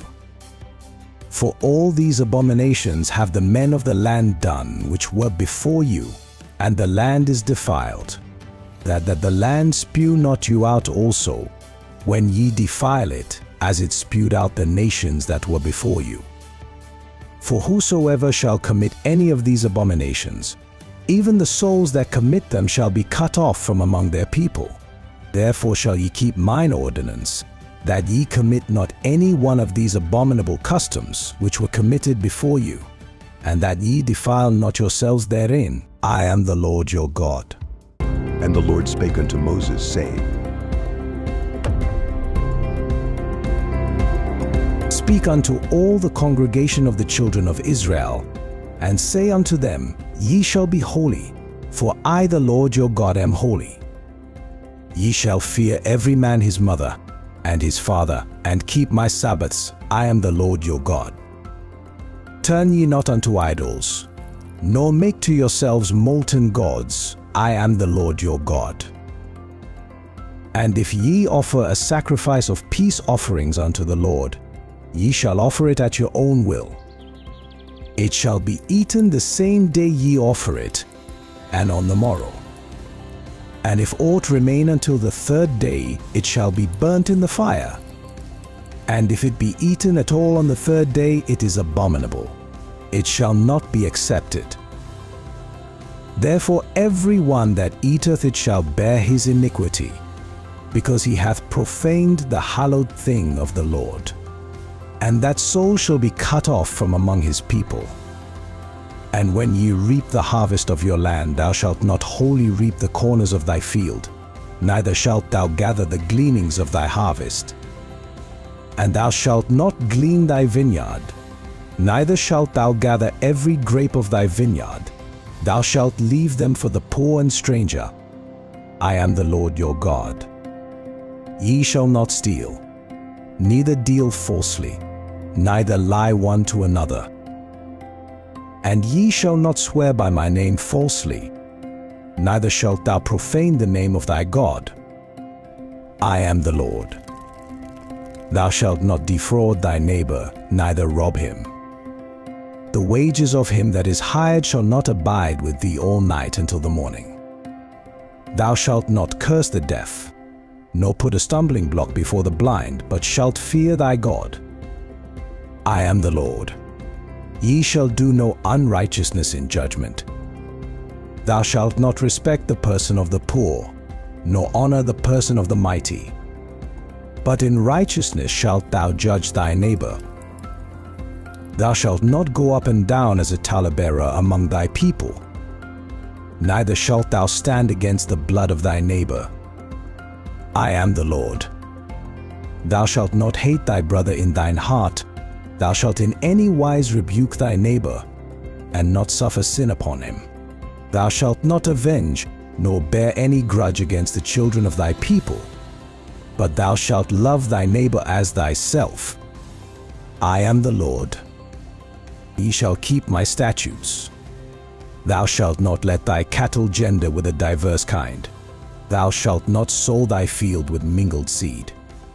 Neither shall a garment mingled of linen and woolen come upon thee. And whosoever lieth carnally with a woman, that is a bondmaid betrothed to an husband, and not at all redeemed, nor freedom given her, she shall be scourged. They shall not be put to death, because she was not free. And he shall bring his trespass offering unto the Lord, unto the door of the tabernacle of the congregation, even a ram for a trespass offering. And the priest shall make an atonement for him with the ram of the trespass offering before the Lord for his sin which he hath done, and the sin which he hath done shall be forgiven him. And when ye shall come into the land, and shall have planted all manner of trees for food, then ye shall count the fruit thereof as uncircumcised. 3 years shall it be as uncircumcised unto you. It shall not be eaten of. But in the 4th year all the fruit thereof shall be holy to praise the Lord withal. And in the 5th year shall ye eat of the fruit thereof, that it may yield unto you the increase thereof. I am the Lord your God. Ye shall not eat anything with the blood, neither shall ye use enchantment, nor observe times. Ye shall not round the corners of your heads, neither shalt thou mar the corners of thy beard. Ye shall not make any cuttings in your flesh for the dead, nor print any marks upon you. I am the Lord. Do not prostitute thy daughter, to cause her to be a whore. Lest the land fall to whoredom and the land become full of wickedness. Ye shall keep my Sabbaths and reverence my sanctuary. I am the Lord. Regard not them that have familiar spirits, neither seek after wizards to be defiled by them. I am the Lord your God. Thou shalt rise up before the hoary head, and honor the face of the old man, and fear thy God. I am the Lord. And if a stranger sojourn with thee in your land, ye shall not vex him. But the stranger that dwelleth with you shall be unto you as one born among you, and thou shalt love him as thyself. For ye were strangers in the land of Egypt. I am the Lord your God. Ye shall do no unrighteousness in judgment, in meteyard, in weight or in measure, just balances, just weights. A just ephah and a just hin shall ye have. I am the Lord your God, which brought you out of the land of Egypt. Therefore shall ye observe all my statutes and all my judgments and do them. I am the Lord. And the Lord spake unto Moses, saying, Again thou shalt say to the children of Israel, whosoever he be of the children of Israel, or of the strangers that sojourn in Israel, that giveth any of his seed unto Molech, he shall surely be put to death. The people of the land shall stone him with stones. And I will set my face against that man, and will cut him off from among his people, because he hath given of his seed unto Molech, to defile my sanctuary, and to profane my holy name. And if the people of the land do any ways hide their eyes from the man, when he giveth of his seed unto Molech, and kill him not, then I will set my face against that man and against his family, and will cut him off, and all that go warring after him, to commit whoredom with Molech from among their people. And the soul that turneth after such as have familiar spirits, and after wizards to go warring after them, I will even set my face against that soul, and will cut him off from among his people. Sanctify yourselves therefore, and be ye holy, for I am the Lord your God. And ye shall keep my statutes, and do them. I am the Lord which sanctify you. For every one that curseth his father or his mother shall be surely put to death. He hath cursed his father or his mother. His blood shall be upon him. And the man that committeth adultery with another man's wife, even he that committeth adultery with his neighbor's wife, the adulterer and the adulteress shall surely be put to death. And the man that lieth with his father's wife hath uncovered his father's nakedness. Both of them shall surely be put to death. Their blood shall be upon them. And if a man lie with his daughter-in-law, both of them shall surely be put to death. They have wrought confusion. Their blood shall be upon them. If a man also lie with mankind, as he lieth with a woman, both of them have committed an abomination. They shall surely be put to death. Their blood shall be upon them. And if a man take a wife and her mother, it is wickedness. They shall be burnt with fire, both he and they, that there be no wickedness among you. And if a man lie with a beast, he shall surely be put to death, and ye shall slay the beast. And if a woman approach unto any beast, and lie down thereto, thou shalt kill the woman and the beast. They shall surely be put to death. Their blood shall be upon them. And if a man shall take his sister, his father's daughter, or his mother's daughter, and see her nakedness, and she see his nakedness, it is a wicked thing. And they shall be cut off in the sight of their people. He hath uncovered his sister's nakedness, he shall bear his iniquity. And if a man shall lie with a woman having her sickness, and shall uncover her nakedness, he hath discovered her fountain, and she hath uncovered the fountain of her blood, and both of them shall be cut off from among their people. And thou shalt not uncover the nakedness of thy mother's sister, nor of thy father's sister, for he uncovereth his near kin. They shall bear their iniquity. And if a man shall lie with his uncle's wife, he hath uncovered his uncle's nakedness. They shall bear their sin. They shall die childless. And if a man shall take his brother's wife, it is an unclean thing. He hath uncovered his brother's nakedness. They shall be childless. Ye shall therefore keep all my statutes and all my judgments, and do them, that the land, whither I bring you to dwell therein, spew you not out.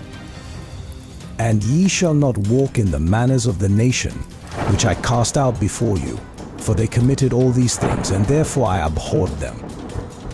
But I have said unto you, ye shall inherit their land, and I will give it unto you to possess it, a land that floweth with milk and honey. I am the Lord your God, which have separated you from other people. Ye shall therefore put difference between clean beasts and unclean, and between unclean fowls and clean. And ye shall not make your souls abominable by beast, or by fowl, or by any manner of living thing that creepeth on the ground, which I have separated from you as unclean. And ye shall be holy unto me, for I the Lord am holy, and have severed you from other people, that ye should be mine. A man also or woman that hath a familiar spirit, or that is a wizard, shall surely be put to death. They shall stone them with stones. Their blood shall be upon them. And the Lord said unto Moses,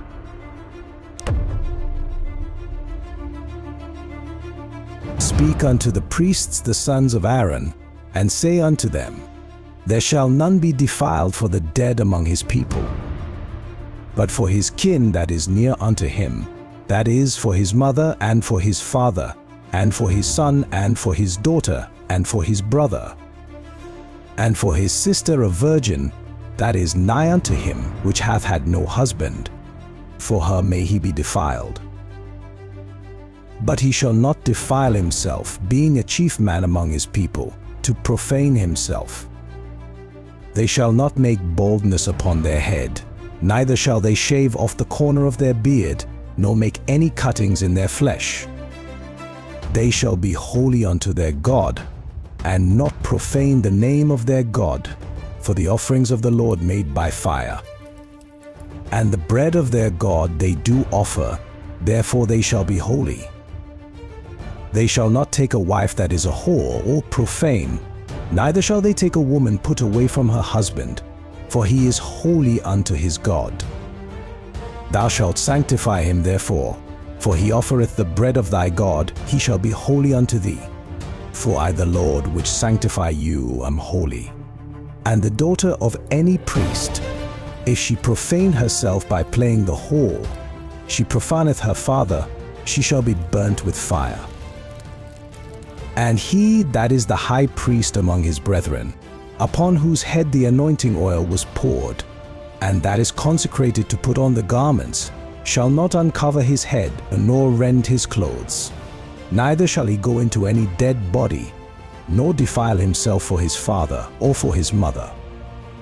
Neither shall he go out of the sanctuary, nor profane the sanctuary of his God, for the crown of the anointing oil of his God is upon him. I am the Lord. And he shall take a wife in her virginity, a widow or a divorced woman, or profane, or an harlot, these shall he not take, but he shall take a virgin of his own people to wife. Neither shall he profane his seed among his people, for I the Lord do sanctify him. And the Lord spake unto Moses, saying, Speak unto Aaron, saying, Whosoever he be of thy seed in their generations that hath any blemish, let him not approach to offer the bread of his God. For whatsoever man he be that hath a blemish, he shall not approach, a blind man or a lame, or he that hath a flat nose, or anything superfluous, or a man that is broken-footed, or broken-handed, or crook-backed, or a dwarf, or that hath a blemish in his eye, or be scurvy, or scabbed, or hath his stones broken. No man that hath a blemish of the seed of Aaron the priest shall come nigh to offer the offerings of the Lord made by fire. He hath a blemish. He shall not come nigh to offer the bread of his God. He shall eat the bread of his God, both of the most holy and of the holy. Only he shall not go in unto the veil, nor come nigh unto the altar. Because he hath a blemish, that he profane not my sanctuaries, for I the Lord do sanctify them. And Moses told it unto Aaron, and to his sons, and unto all the children of Israel. And the Lord spake unto Moses, saying, Speak unto Aaron and to his sons, that they separate themselves from the holy things of the children of Israel, and that they profane not my holy name in those things which they hallow unto me. I am the Lord. Say unto them, Whosoever he be of all your seed among your generations, that goeth unto the holy things, which the children of Israel hallow unto the Lord, having his uncleanness upon him, that soul shall be cut off from my presence. I am the Lord. What man soever of the seed of Aaron is a leper, or hath a running issue, he shall not eat of the holy things, until he be clean. And whoso torcheth anything that is unclean by the dead, or a man whose seed goeth from him, or whosoever torcheth any creeping thing, whereby he may be made unclean, or a man of whom he may take uncleanness, whatsoever uncleanness he hath. The soul which hath touched any such shall be unclean until even, and shall not eat of the holy things, unless he wash his flesh with water. And when the sun is down he shall be clean, and shall afterward eat of the holy things, because it is his food. That which dieth of itself, or is torn with beasts, he shall not eat to defile himself therewith. I am the Lord. They shall therefore keep mine ordinance, lest they bear sin for it, and die therefore, if they profane it. I the Lord do sanctify them. There shall no stranger eat of the holy thing. A sojourner of the priest, or an hired servant, shall not eat of the holy thing. But if the priest buy any soul with his money, he shall eat of it, and he that is born in his house, they shall eat of his meat. If the priest's daughter also be married unto a stranger, she may not eat of an offering of the holy things.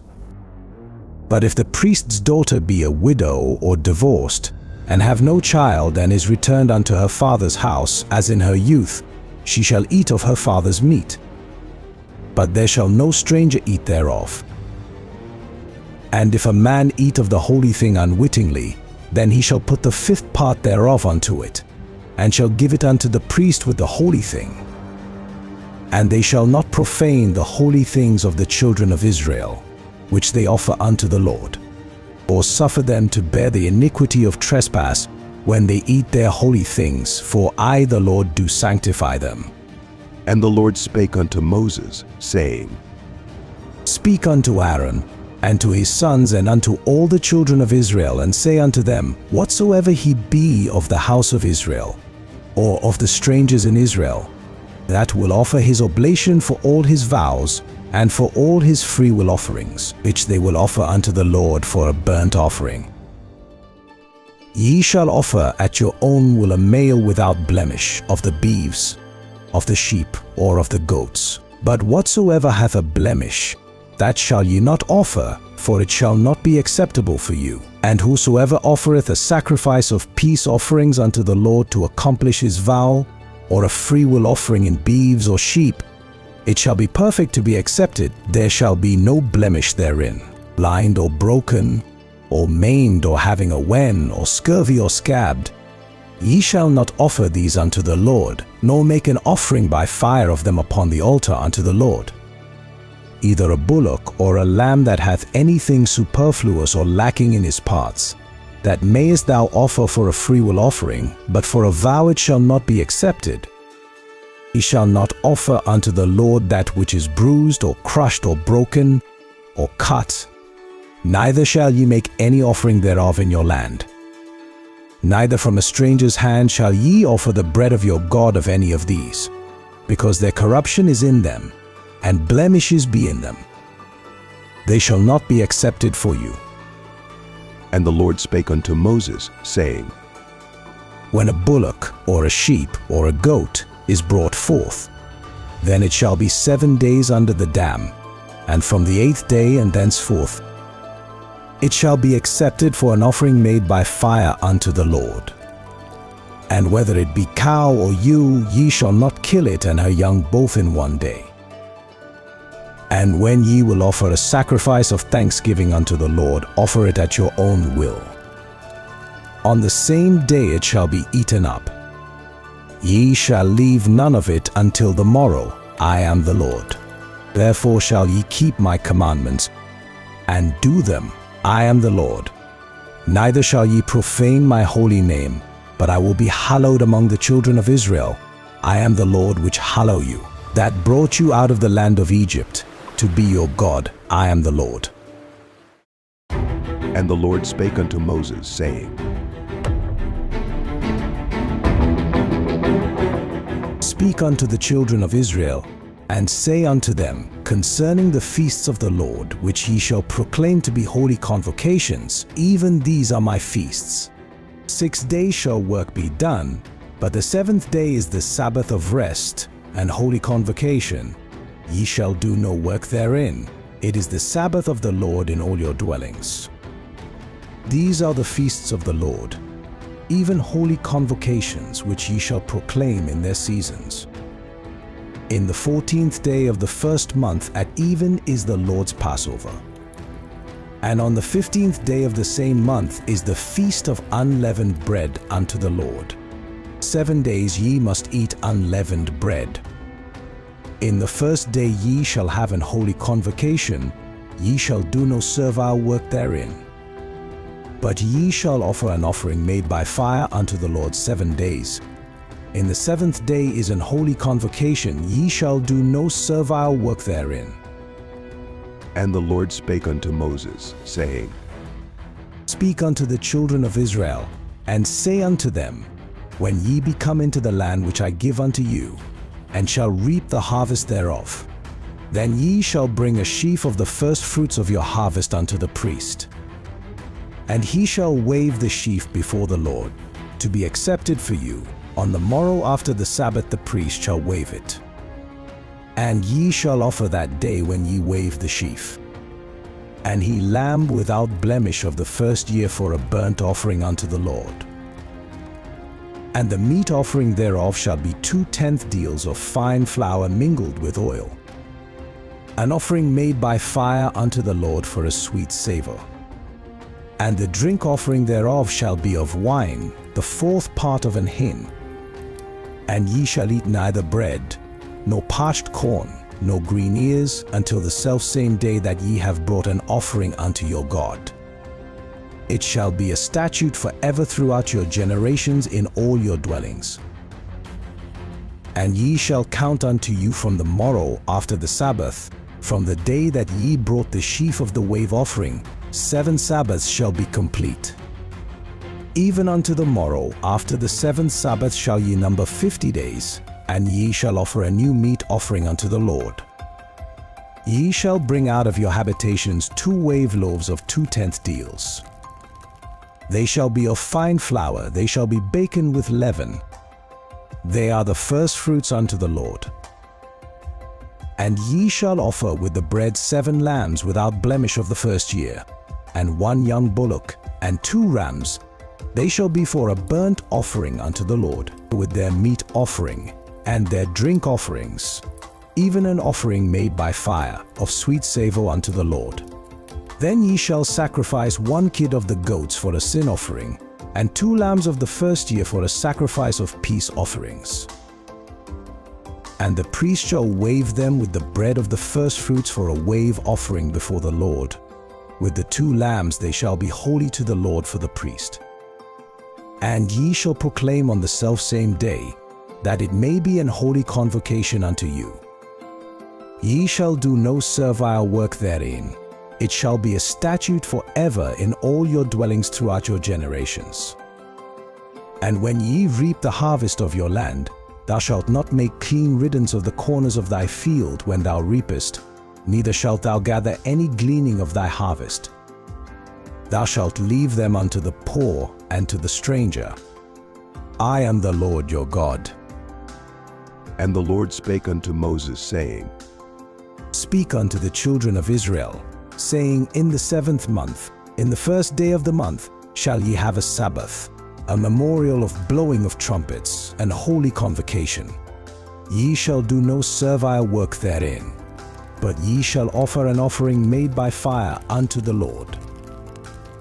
And the Lord spake unto Moses, saying, Also on the 10th day of this 7th month there shall be a day of atonement. It shall be an holy convocation unto you. And ye shall afflict your souls, and offer an offering made by fire unto the Lord. And ye shall do no work in that same day, for it is a day of atonement, to make an atonement for you before the Lord your God. For whatsoever soul it be that shall not be afflicted in that same day, he shall be cut off from among his people. And whatsoever soul it be that doeth any work in that same day, the same soul will I destroy from among his people. Ye shall do no manner of work. It shall be a statute forever throughout your generations in all your dwellings.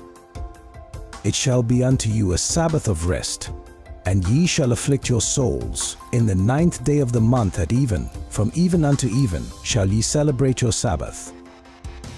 And the Lord spake unto Moses, saying, Speak unto the children of Israel, saying, The 15th day of this 7th month shall be the Feast of Tabernacles for 7 days unto the Lord. On the 1st day shall be an holy convocation. Ye shall do no servile work therein. 7 days ye shall offer an offering made by fire unto the Lord. On the 8th day shall be an holy convocation unto you. And ye shall offer an offering made by fire unto the Lord. It is a solemn assembly, and ye shall do no servile work therein. These are the feasts of the Lord, which ye shall proclaim to be holy convocations, to offer an offering made by fire unto the Lord, a burnt offering, and a meat offering, a sacrifice, and drink offerings, everything upon his day, beside the Sabbaths of the Lord, and beside your gifts, and beside all your vows, and beside all your freewill offerings, which ye give unto the Lord. Also in the 15th day of the 7th month, when ye have gathered in the fruit of the land, ye shall keep a feast unto the Lord 7 days. On the 1st day shall be a Sabbath, and on the 8th day shall be a Sabbath. And ye shall take you on the 1st day the boughs of goodly trees, branches of palm trees, and the boughs of thick trees and willows of the brook, and ye shall rejoice before the Lord your God 7 days. And ye shall keep it a feast unto the Lord 7 days in the year. It shall be a statute forever in your generations. Ye shall celebrate it in the 7th month. Ye shall dwell in booths 7 days. All that are Israelites born shall dwell in booths. That your generations may know that I made the children of Israel to dwell in booths, when I brought them out of the land of Egypt. I am the Lord your God. And Moses declared unto the children of Israel the feasts of the Lord.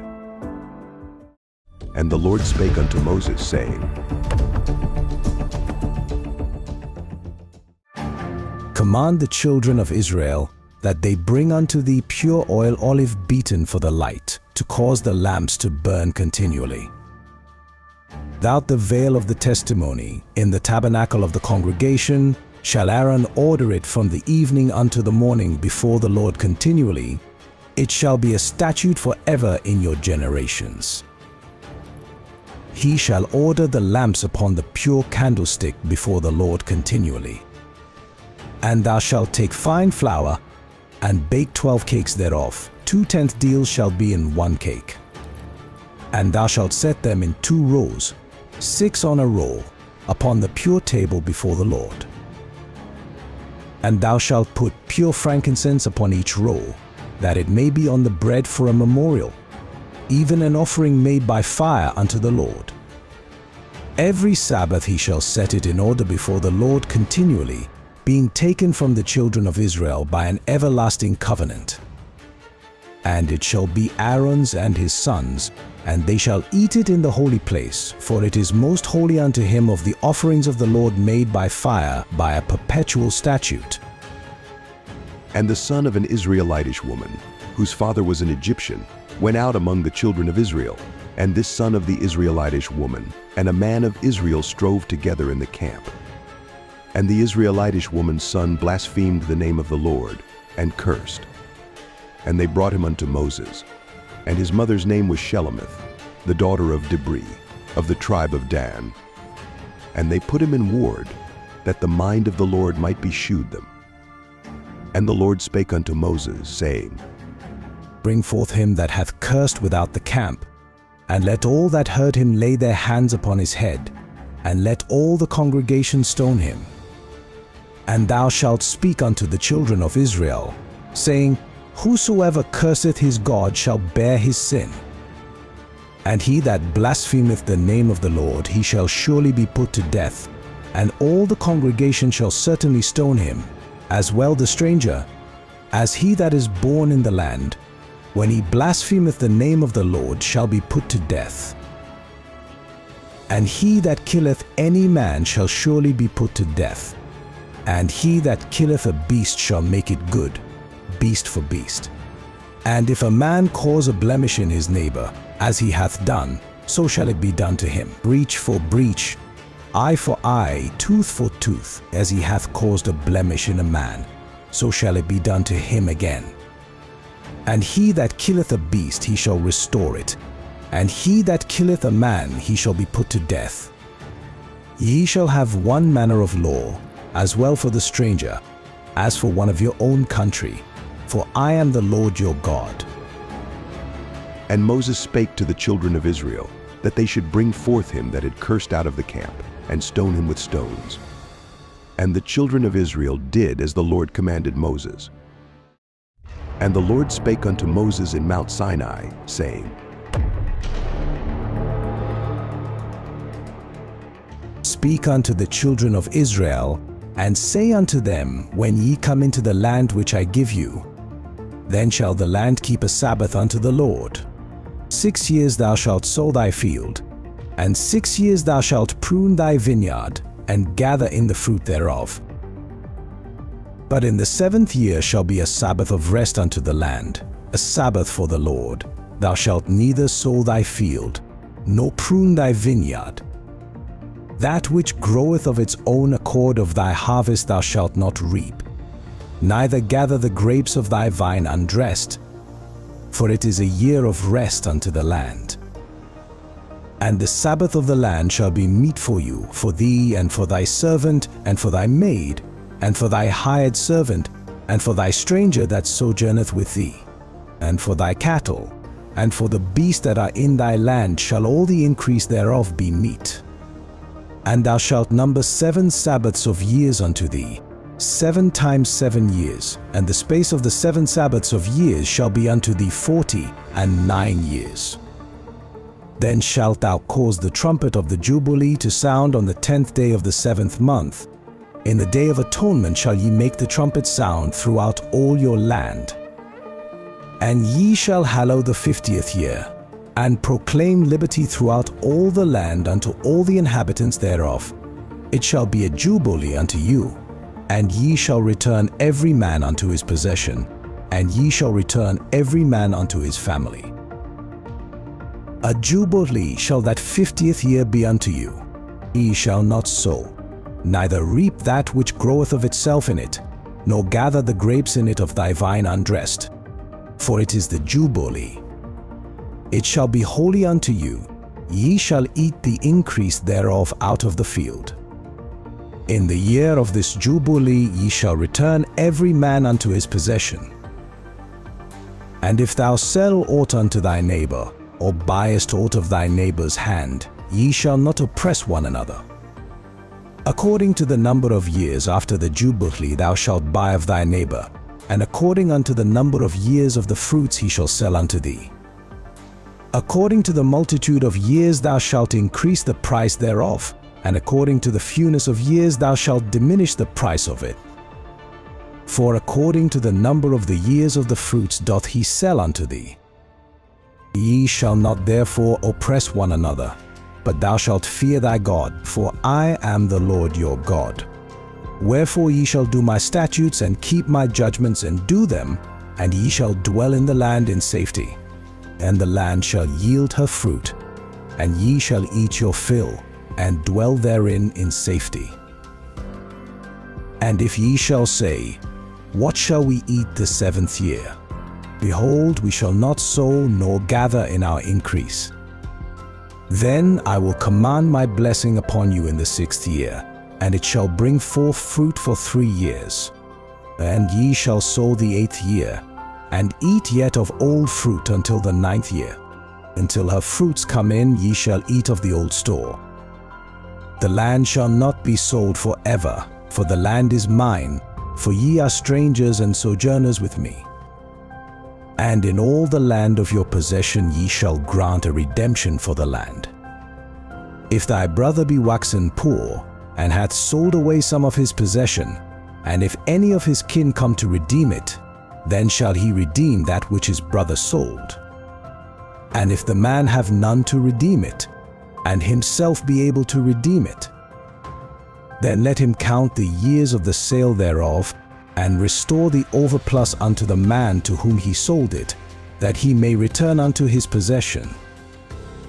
But if he be not able to restore it to him, then that which is sold shall remain in the hand of him that hath bought it until the year of Jubilee, and in the Jubilee it shall go out, and he shall return unto his possession. And if a man sell a dwelling house in a walled city, then he may redeem it within a whole year after it is sold. Within a full year may he redeem it. And if it be not redeemed within the space of a full year, then the house that is in the walled city shall be established forever to him that bought it throughout his generations. It shall not go out in the Jubilee. But the houses of the villages which have no wall round about them shall be counted as the fields of the country. They may be redeemed, and they shall go out in the Jubilee. Notwithstanding the cities of the Levites, and the houses of the cities of their possession may the Levites redeem at any time. And if a man purchase of the Levites, then the house that was sold, and the city of his possession, shall go out in the year of Jubilee. For the houses of the cities of the Levites are their possession among the children of Israel. But the field of the suburbs of their cities may not be sold, for it is their perpetual possession. And if thy brother be waxen poor, and fallen in decay with thee, then thou shalt relieve him. Yea, though he be a stranger or a sojourner, that he may live with thee. Take thou no usury of him or increase. But fear thy God, that thy brother may live with thee. Thou shalt not give him thy money upon usury, nor lend him thy victuals for increase. I am the Lord your God, which brought you forth out of the land of Egypt, to give you the land of Canaan, and to be your God. And if thy brother that dwelleth by thee be waxen poor, and be sold unto thee, thou shalt not compel him to serve as a bondservant, but as an hired servant, and as a sojourner he shall be with thee, and shall serve thee unto the year of Jubilee. And then shall he depart from thee, both he and his children with him, and shall return unto his own family, and unto the possession of his fathers shall he return. For they are my servants, which I brought forth out of the land of Egypt. They shall not be sold as bondmen. Thou shalt not rule over him with rigor, but shalt fear thy God. Both thy bondmen and thy bondmates, which thou shalt have, shall be of the heathen that are round about you. Of them shall ye buy bondmen and bondmates. Moreover, of the children of the strangers that do sojourn among you, of them shall ye buy, and of their families that are with you, which they begat in your land. And they shall be your possession. And ye shall take them as an inheritance for your children after you, to inherit them for a possession. They shall be your bondmen forever. But over your brethren the children of Israel, ye shall not rule one over another with rigor. And if a sojourner or stranger wax rich by thee, and thy brother that dwelleth by him wax poor, and sell himself unto the stranger or sojourner by thee, or to the stock of the stranger's family, after that he is sold, he may be redeemed again. One of his brethren may redeem him. Either his uncle or his uncle's son may redeem him, or any that is nigh of kin unto him of his family may redeem him. Or if he be able, he may redeem himself. And he shall reckon with him that bought him from the year that he was sold to him unto the year of Jubilee. And the price of his sale shall be according unto the number of years, according to the time of an hired servant shall it be with him. If there be yet many years behind, according unto them he shall give again the price of his redemption out of the money that he was bought for.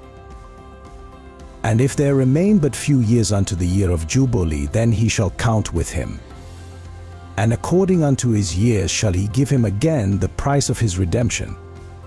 And as a yearly hired servant shall he be with him, and the other shall not rule with rigor over him in thy sight. And if he be not redeemed in these years, then he shall go out in the year of Jubilee, both he and his children with him.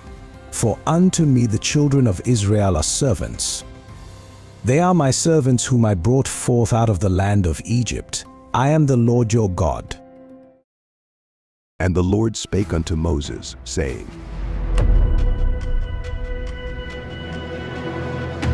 Ye shall make you no idols, nor graven image, neither rear you up a standing image, neither shall ye set up any image of stone in your land, to bow down unto it. For I am the Lord your God. Ye shall keep my Sabbaths, and reverence my sanctuary. I am the Lord. If ye walk in my statutes, and keep my commandments, and do them, then I will give you rain in due season, and the land shall yield her increase, and the trees of the field shall yield their fruit. And your threshing shall reach unto the vintage, and the vintage shall reach unto the sowing time, and ye shall eat your bread to the full, and dwell in your land safely. And I will give peace in the land, and ye shall lie down, and none shall make you afraid. And I will rid evil beasts out of the land, neither shall the sword go through your land. And ye shall chase your enemies, and they shall fall before you by the sword. And 5 of you shall chase 100, and 100 of you shall put 10,000 to flight, and your enemies shall fall before you by the sword. For I will have respect unto you, and make you fruitful, and multiply you, and establish my covenant with you. And ye shall eat old store, and bring forth the old because of the new. And I will set my tabernacle among you, and my soul shall not abhor you. And I will walk among you, and will be your God, and ye shall be my people. I am the Lord your God, which brought you forth out of the land of Egypt, that ye should not be their bondmen, and I have broken the bands of your yoke, and made you go upright. But if ye will not hearken unto me, and will not do all these commandments, and if ye shall despise my statutes, or if your soul abhor my judgments, so that ye will not do all my commandments, but that ye break my covenant, I also will do this unto you. I will even appoint over you terror, consumption, and the burning ague, that shall consume the eyes and cause sorrow of heart. And ye shall sow your seed in vain, for your enemy shall eat it. And I will set my face against you, and ye shall be slain before your enemies. They that hate you shall reign over you, and ye shall flee when none pursueth you. And if ye will not yet for all this hearken unto me, then I will punish you 7 times more for your sins. And I will break the pride of your power, and I will make your heaven as iron, and your earth as brass. And your strength shall be spent in vain, for your land shall not yield her increase, neither shall the trees of the land yield their fruits. And if ye walk contrary unto me, and will not hearken unto me, I will bring 7 times more plagues upon you according to your sins. I will also send wild beasts among you, which shall rob you of your children, and destroy your cattle, and make you few in number, and your highways shall be desolate. And if ye will not be reformed by me by these things, but will walk contrary unto me, then will I also walk contrary unto you, and will punish you yet 7 times for your sins. And I will bring a sword upon you, that shall avenge the quarrel of my covenant. And when ye are gathered together within your cities, I will send the pestilence among you, and ye shall be delivered into the hand of the enemy. And when I have broken the staff of your bread, 10 women shall bake your bread in one oven. And they shall deliver you your bread again by weight, and ye shall eat and not be satisfied. And if ye will not for all this hearken unto me, but walk contrary unto me, then I will walk contrary unto you also in fury, and I, even I, will chastise you 7 times for your sins. And ye shall eat the flesh of your sons, and the flesh of your daughters shall ye eat. And I will destroy your high places, and cut down your images, and cast your carcasses upon the carcasses of your idols, and my soul shall abhor you.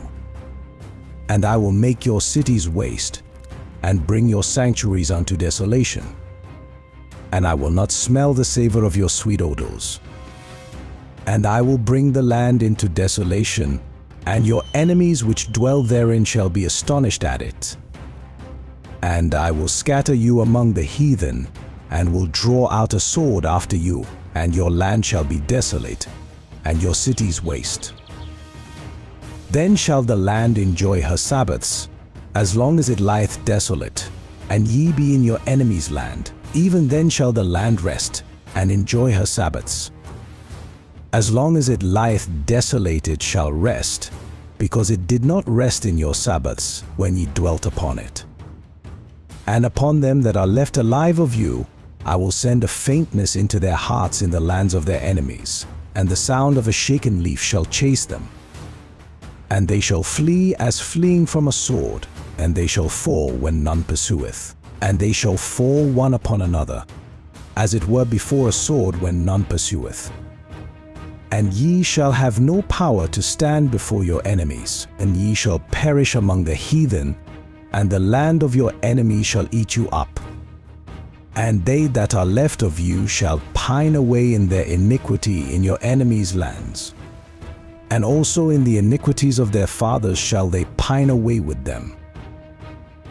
If they shall confess their iniquity, and the iniquity of their fathers, with their trespass which they trespassed against me, and that also they have walked contrary unto me, and that I also have walked contrary unto them, and have brought them into the land of their enemies. If then their uncircumcised hearts be humbled, and they then accept of the punishment of their iniquity, then will I remember my covenant with Jacob, and also my covenant with Isaac, and also my covenant with Abraham will I remember, and I will remember the land. The land also shall be left of them, and shall enjoy her Sabbaths, while she lieth desolate without them, and they shall accept of the punishment of their iniquity, because they despised my judgments, and because their soul abhorred my statutes. And yet for all that, when they be in the land of their enemies, I will not cast them away, neither will I abhor them to destroy them utterly, and to break my covenant with them, for I am the Lord their God. But I will for their sakes remember the covenant of their ancestors, whom I brought forth out of the land of Egypt in the sight of the heathen, that I might be their God. I am the Lord. These are the statutes and judgments and laws which the Lord made between him and the children of Israel in Mount Sinai by the hand of Moses. And the Lord spake unto Moses, saying, Speak unto the children of Israel, and say unto them, When a man shall make a singular vow, the person shall be for the Lord by thy estimation. And thy estimation shall be of the male from 20 years old, even unto 60 years old. Even thy estimation shall be 50 shekels of silver, after the shekel of the sanctuary. And if it be a female, then thy estimation shall be 30 shekels.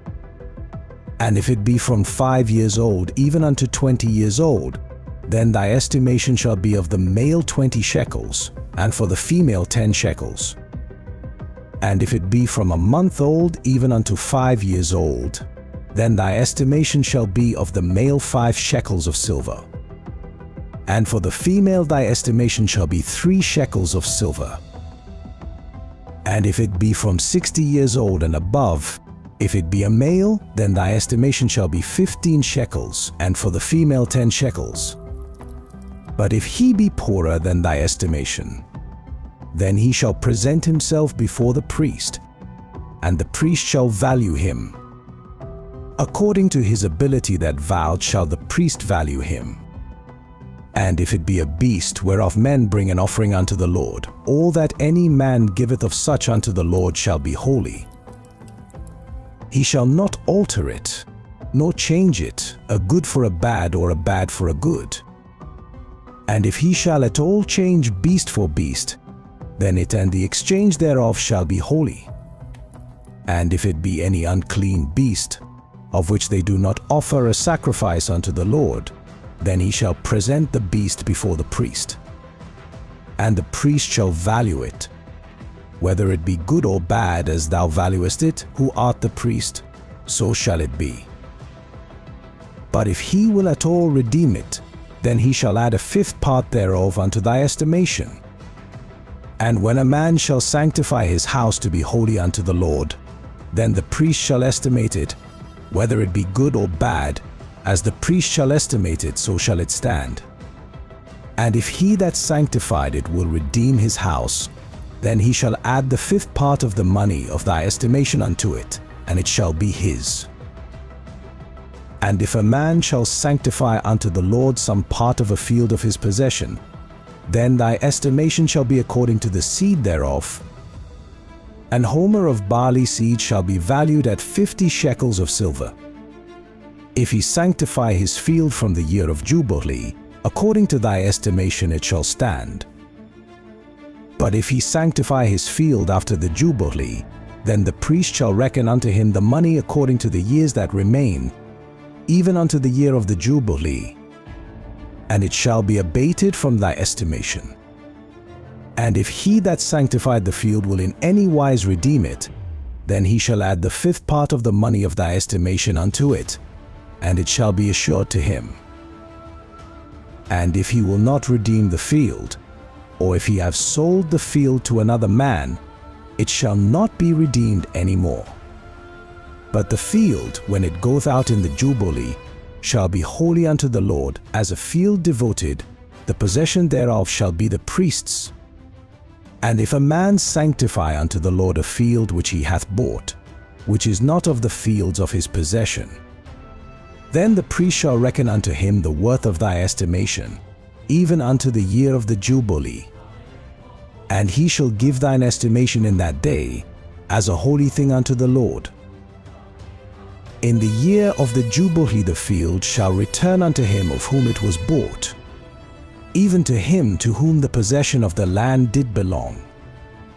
And all thy estimations shall be according to the shekel of the sanctuary, 20 gerahs shall be the shekel. Only the firstling of the beasts, which should be the Lord's firstling, no man shall sanctify it, whether it be ox or sheep, it is the Lord's. And if it be of an unclean beast, then he shall redeem it according to thine estimation, and shall add a fifth part of it thereto. Or if it be not redeemed, then it shall be sold according to thy estimation. Notwithstanding no devoted thing, that a man shall devote unto the Lord of all that he hath, both of man and beast, and of the field of his possession shall be sold or redeemed, every devoted thing is most holy unto the Lord. None devoted, which shall be devoted of men, shall be redeemed, but shall surely be put to death. And all the tithe of the land, whether of the seed of the land or of the fruit of the tree, is the Lord's, it is holy unto the Lord. And if a man will at all redeem aught of his tithes, he shall add thereto the fifth part thereof. And concerning the tithe of the herd or of the flock, even of whatsoever passeth under the rod, the tenth shall be holy unto the Lord. He shall not search whether it be good or bad, neither shall he change it. And if he change it at all, then both it and the change thereof shall be holy, it shall not be redeemed. These are the commandments which the Lord commanded Moses for the children of Israel in Mount Sinai.